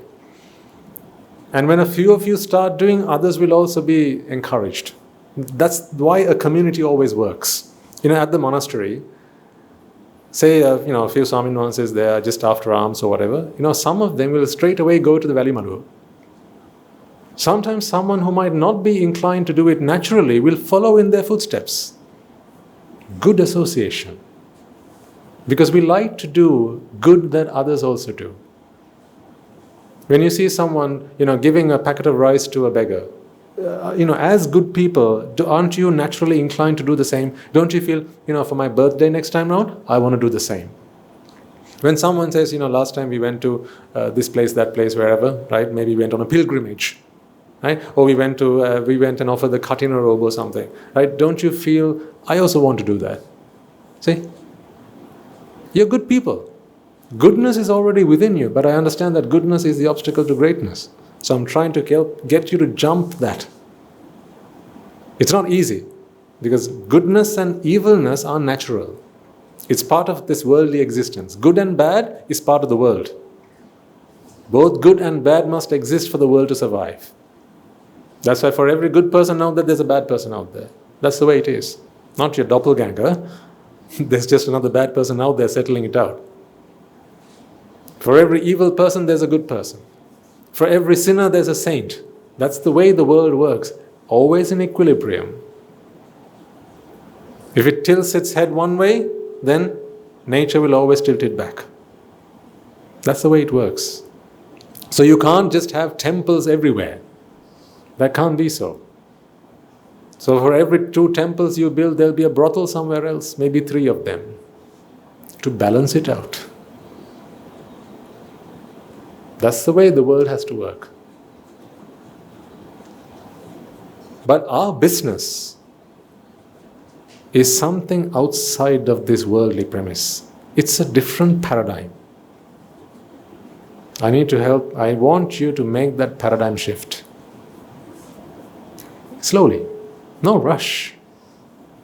I mean, that's all we have and don't have at the same time. What is that? Time.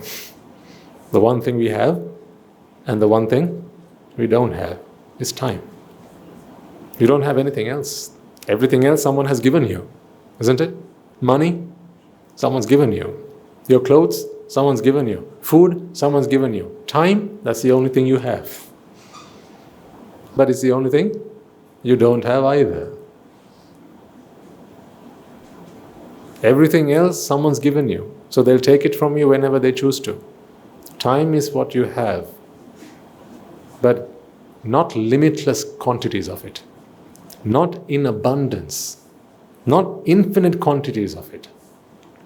If you take the whole of samsara, yes. There's an infinite amount of time in samsara. You can be here forever and ever and ever and ever.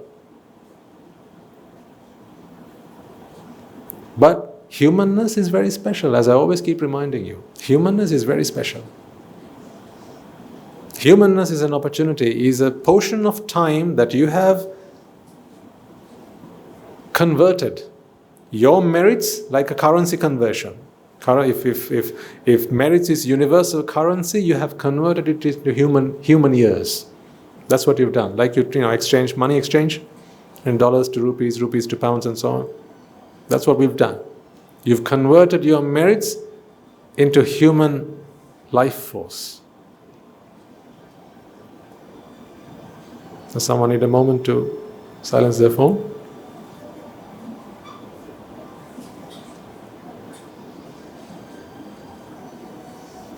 Is it a phone with no owner? I'll have that. Okay, that's fine. All right, it's cool. Where were we? Human life. Yes. So, time is all we have and time is what we don't have. You need to reflect on this. So that Pirith Nola, if you still have it on your wrist, if you don't have one today, you'll have one tomorrow perhaps, wherever, whenever. Use that as a reminder. Swaminatha gave this to me. He expects something from me. Swaminatha got it from his teacher. He expected something of him. He got it from his teacher. Where do we stop? With the Buddha. It's your talisman. Come to a point where you don't need one. See, this is my Pirith Nola. I don't just wear it around my wrist. I wear it around my entire self. This is my Pirith thread.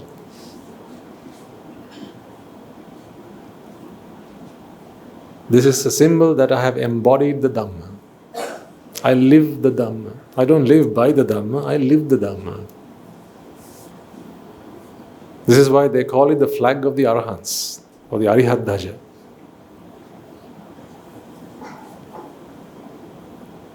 A symbol of peace, a symbol of harmony, a symbol of solace, an oasis in the middle of a desert. The desert of desire, the desert of aversion, and the desert of delusion. This is the oasis. The Mahasangha is the oasis. Yes, some people who don these robes don't act in ways that are fitting, but that is not for us to judge. Never be the judge of someone else's character, because chances are you will always be wrong. If you see a monk perhaps eating, say at 6 p.m., right? Your natural tendency might be to think, how unvirtuous. They're not disciplined. How can they be eating at 6 p.m.? What you might not know is that monk is ill. Maybe they have a disease, some ailment, and so they have to take some medicines. How do you know this? You don't. But you got too soon to judge. Because a lot of the code of conduct that the Buddha has laid down, what you may not know, ladies and gentlemen, are the various caveats that have also been laid down. The various variants that have also been laid down, because you haven't studied the Vinaya, top to front, top to bottom. A lot of the rules that have been laid down do not apply to a monk who is ill. Because the Buddha was the merciful one, not the merciless one. He doesn't make life difficult for us. He promises us Nibbāna, which is the ultimate bliss. Do you think he's going to bring us into the sasana, into the order, and make life hell for us? Of course not. I've never lived a day as happy as I live today outside of this robe. Never have I had a day happier than I have today. The rules that he has laid down as rules of conduct, as the Vinaya, I understand entirely why such rules have been laid down. Because what he's done is, he's asked us to come into the middle of an island, right?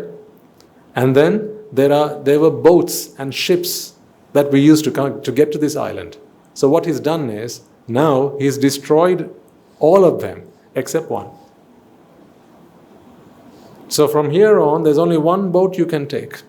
There's only one path you can take. All the other boats, all the other ships have been destroyed by the rules that he's laid down. To relate that back to what I really mean by that metaphor, there are paths that we all have taken in our lives when we were vexed, to free ourselves from vexation.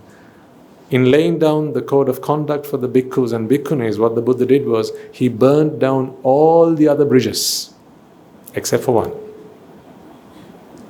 Why is a bullet so powerful when you fire it? Because a gun by design is meant to exert all of the energy that is produced by the triggering of this bullet, to propel this bullet outside just one path. Imagine if a gun had multiple barrels for the one bullet. You're never going to get to a destination. You don't know where this bullet is going to land or where it's going to go.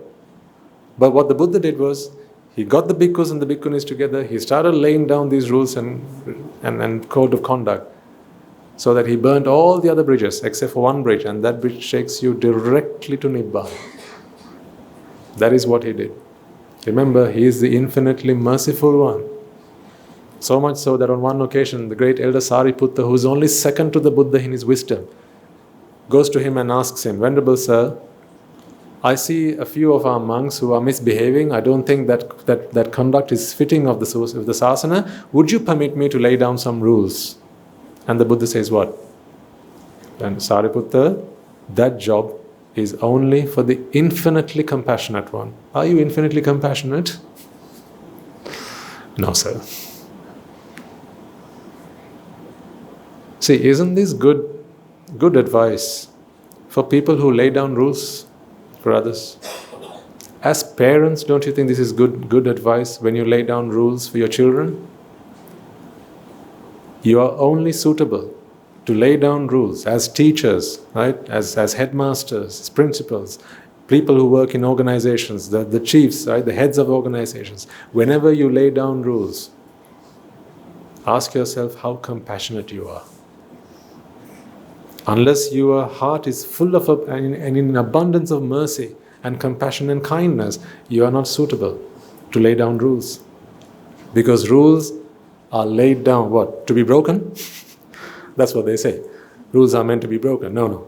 Rules are there to help those who are ruled by them. They are there to help those who are ruled by them. They are there to help the feeble. They are there to help the weak.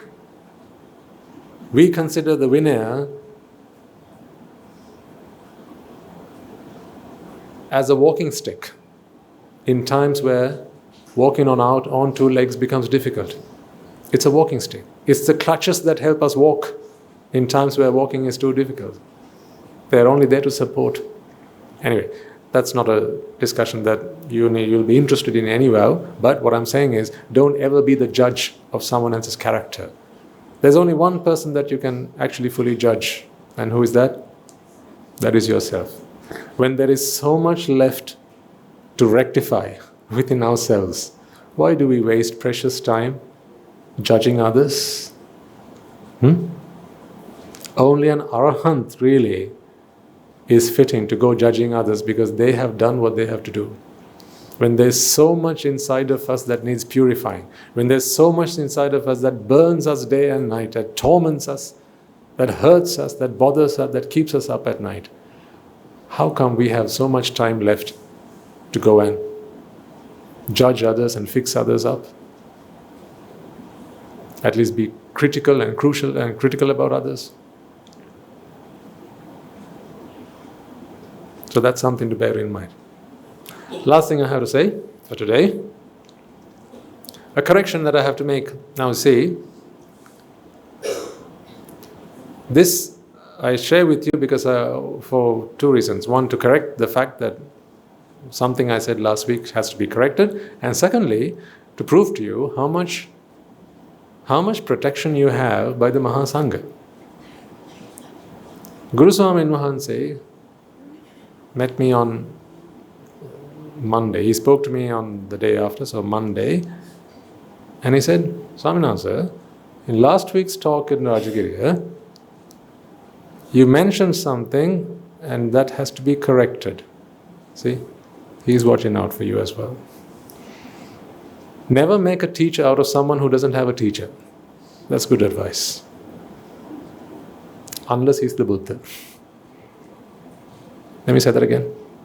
Never make a teacher out of someone who doesn't also have a teacher. Because how do you know what he's saying or she's saying is right, and when they go wrong? No one's perfect, unless they're the perfect one. Right? So how do you know whether what they're saying is right or wrong? So what Guru Swami Mahanse wanted me to correct here, remember last week I told you some of the requests that Devadatta went and made from the Buddha. So I think I shared 2 or 3 of them with you, and I'll give you the full 5 of them. That is not what Guru Handru asked me to remind you, there was something else. But just in case you're interested, so one of them was monks should always live in the forests. They should not come in and live in the cities.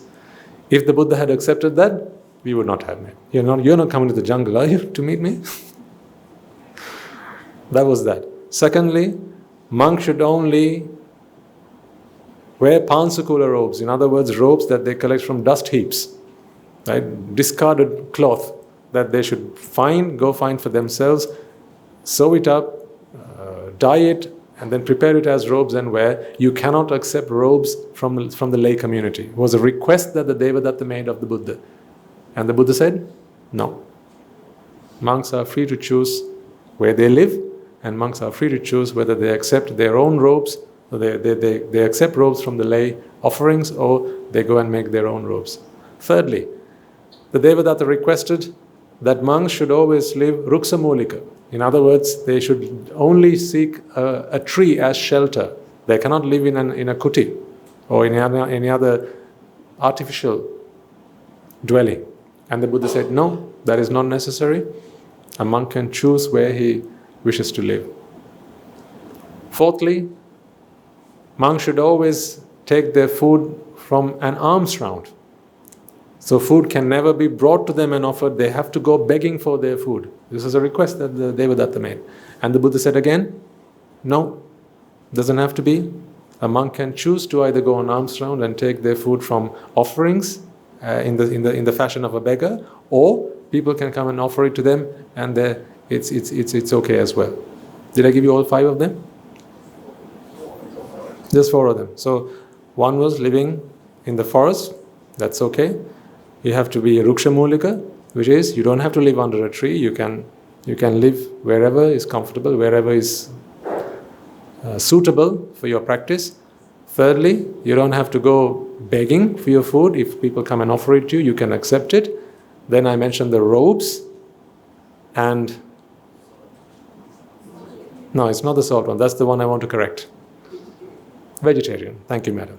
The vegetarian one. That, in fact, that was why we brought up the topic last week, right? So the 5th request was all monks should be, bhikkhus and bhikkhunis should be vegetarians. And the Buddha said, no, that is not necessary. They can choose whether they wish to be vegetarians or non-vegetarians. So that is not a mandatory requirement. Now, this caused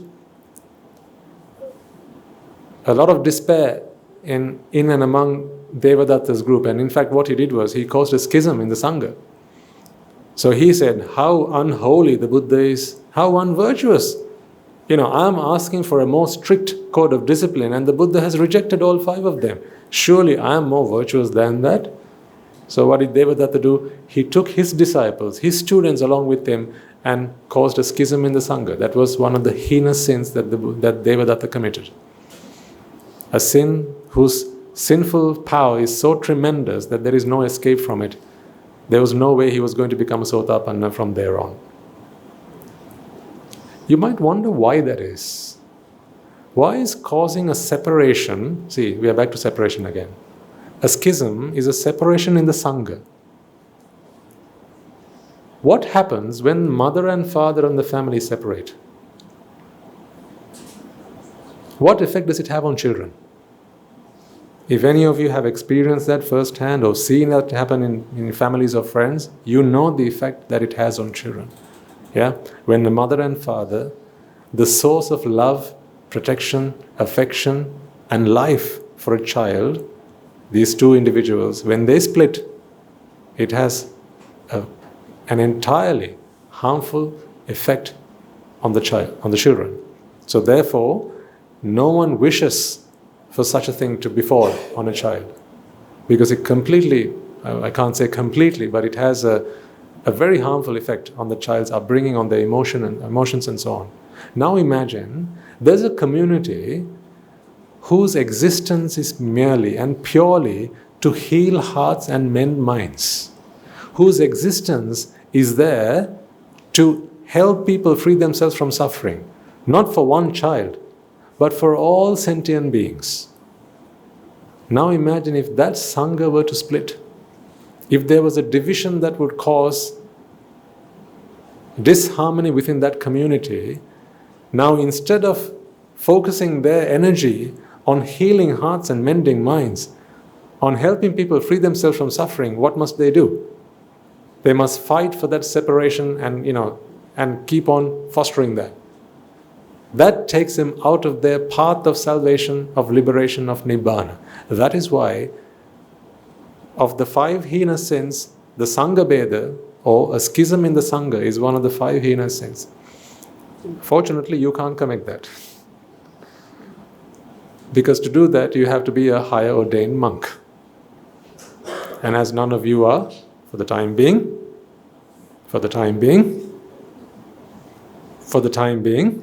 yes, as none of you are for the time being, you cannot commit that sin.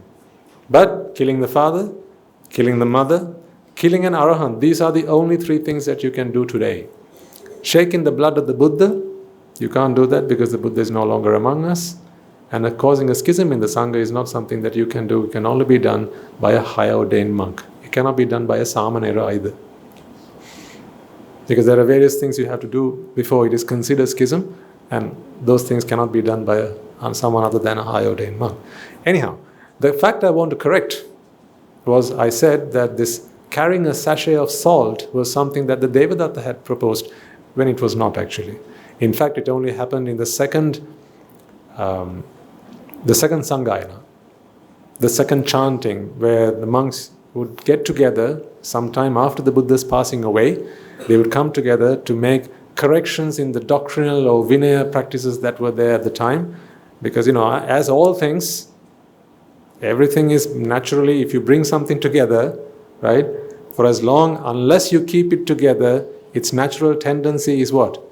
To fall apart and disperse. And the same goes, ladies and gentlemen, for the Sangha community.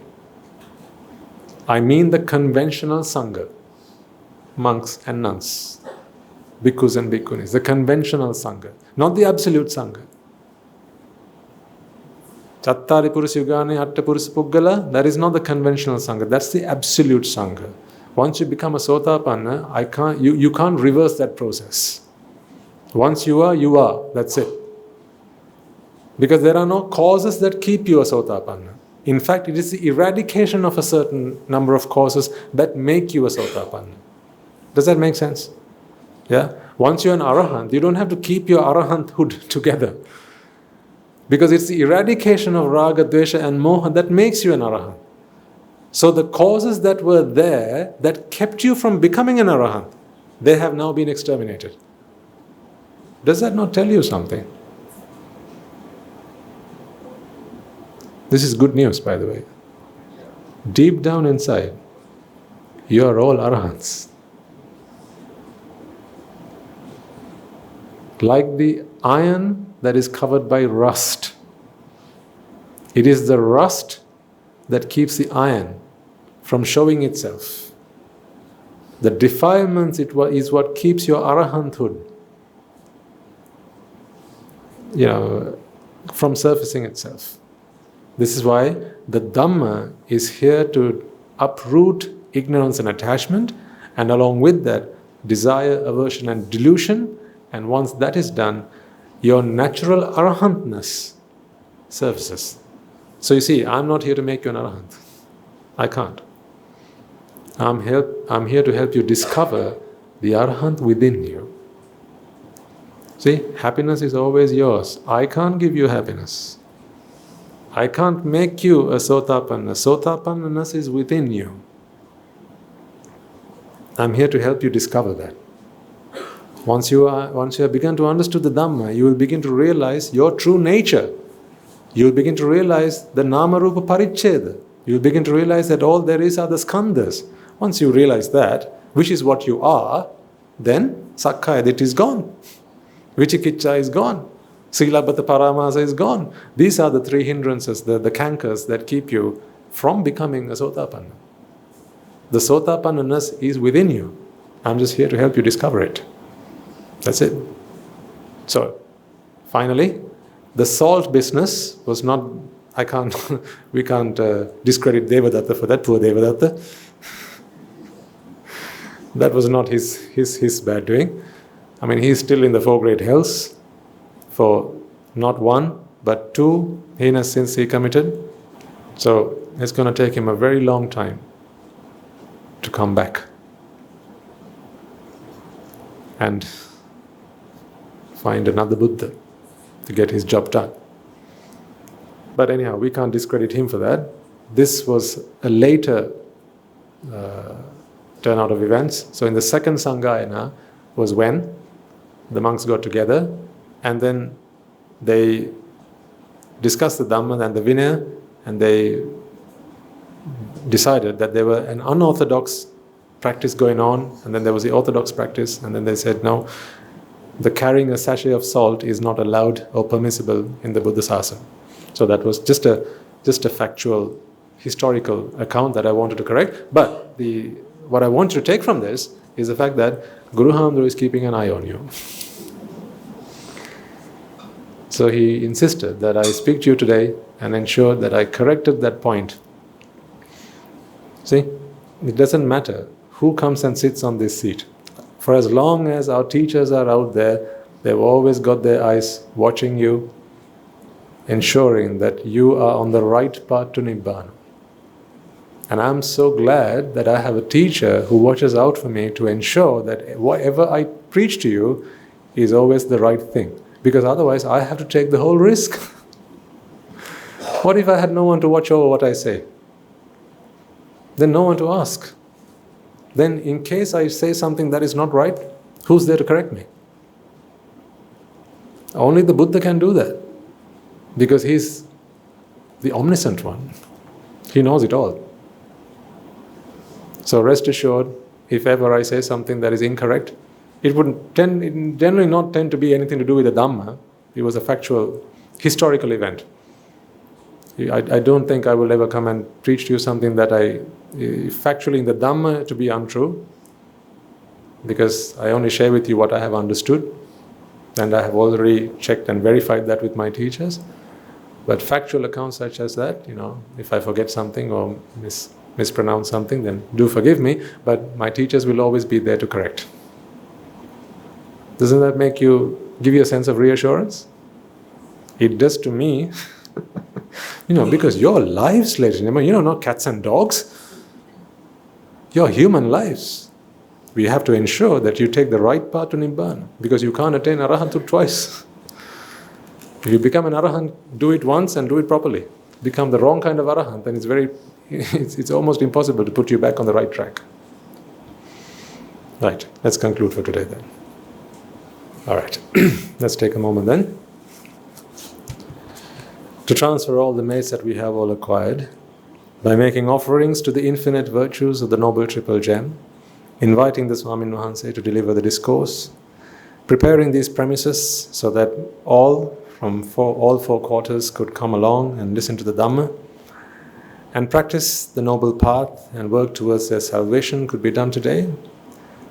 A tremendous amount of merits have been acquired by one and all, and let us take this moment to transfer all these merits. So first and foremost, let us remind ourselves how incredibly fortunate we are to be in receipt of the Lord Buddha's teaching, and with immense gratitude towards the bhikkhus and bhikkhunis, upasakas and upasikas, who have since time immemorial protected and preserved the sublime teachings of the Buddha and passed it down through the generations of the noble lineage in the form of the Tripitaka, which is thankfully available to us today to study, understand and comprehend the Dhamma. Let us transfer these merits to them. May they all rejoice in these merits. Let us also transfer these merits to all members of the Mahasangha present throughout the world, including the chief prelates of all of the chapters who have dedicated their lives to the noble path and have committed themselves towards the betterment of all sentient beings. Let us also transfer these merits to the monks and nuns resident in your local temples and nunneries who always been by your side through thick and thin, come rain or shine. Let us also transfer these merits to my teacher, Guru Swamin Wahanse, as well as all the monks resident at the monastery and the Anagarika and Anagarika communities attached to the monastery. Let us also take a moment to transfer these merits to those who make great efforts to disseminate the teachings of the Buddha, be that by transliterating these talks, sharing them out with others, or inviting others to join them. By the power of these merits, may they be healed of any physical and mental ailments and overcome any obstacles to their spiritual progress. May they abstain from the unmeritorious deeds, fulfill the meritorious deeds, fulfill the noble eightfold path, and may they all attain the supreme bliss of Nibbāna. Sadhu, sadhu, sadhu. Let us also take a moment to transfer these merits to the friends of the monastery, our devotees, who, for the sake of merits to help them attain the supreme bliss of Nibbāna, continue to sustain the Mahasangha. This includes everyone from those of you who provide for the construction of the monastery to those who provide the Mahasangha with shelter, alms, robes and medicines, as well as pass on your know-how and continue to extend their well wishes. May they all rejoice in these merits. Let us also take a moment to transfer these merits to our mothers and fathers, husbands and wives, brothers and sisters, sons and daughters, grandparents, uncles, aunts, cousins, nephews and nieces, our friends, our acquaintances, our employers and employees, our teachers, as well as anyone mentioned or not mentioned who have gone all the way and done all they could to shed blood, sweat and tears on our behalf. May they all rejoice in these merits, and by the power of these merits may they be healed of any physical and mental ailments and overcome any obstacles to their spiritual progress.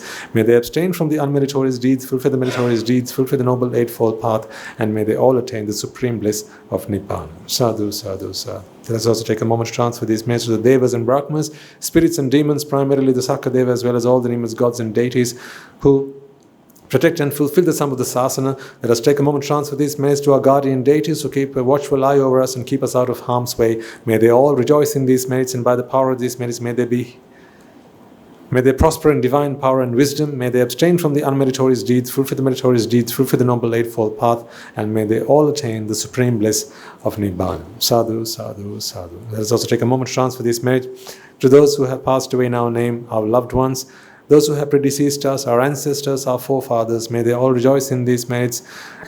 Those who claimed these lands initially and who have passed on to others, so that today we are able to use them to practice the path and achieve our salvation. May they all rejoice in these merits. Let us also transfer these merits to those who make great sacrifices to protect the peace and harmony of our nation, members of the armed forces as well as the police force, as well as those who would have lost their lives in the wars, be they friend or foe. Let us also transfer these merits to those who have lost their lives to natural disasters such as tsunamis and earthquakes, landslides, fires, and pandemics, reminding ourselves that among them will be those who in this infinitely long journey of samsara will have been mothers and fathers to us, brothers and sisters to us, friends and acquaintances to us, those who would have gone all the way and every mile possible on our behalf to make our lives comfortable as it is in their hard work and labor, blood, sweat and tears. Today we enjoy the fruits and the rewards. May they all rejoice in these merits by the power of these merits. If any of them have been born in the woeful plains, they redeem themselves to be born in the blissful plane. May by the power of these merits they abstain from the unmeritorious deeds, fulfill the meritorious deeds, fulfill the noble eightfold path, and may they all attain the supreme bliss of Nibbāna. Sadhu, sadhu, sadhu. And finally, may by the power and blessings of all the merits we have all acquired today, we be able to witness the advent of many hundreds of thousands of arahants on this blessed land. And may you and I and everyone who's helped make this program a success become a Rahatan Vahanse, an Arahatteranin Vahanse, in this very life itself and in the era of the Gautama Supreme Buddha itself. Sadhu, sadhu, sadhu. May the blessings of the Noble Triple Gem be with you all. The members of the Mahasangha will transfer their blessings to you. Raga ginneng midatnva, dvesha ginneng midatnva, moha ginneng midatnva, Nibbāna parama sukhayan sukhita taravetnva. Nibbāna parama sukhayan sukhita taravetnva. Mamada siyalu loka siyalu satnayo Nibbāna parama sukhayan sukhita taravetnva. Nibbāna parama sukhayan sukhita taravetnva. Nibbāna parama sukhayan sukhita taravetnva.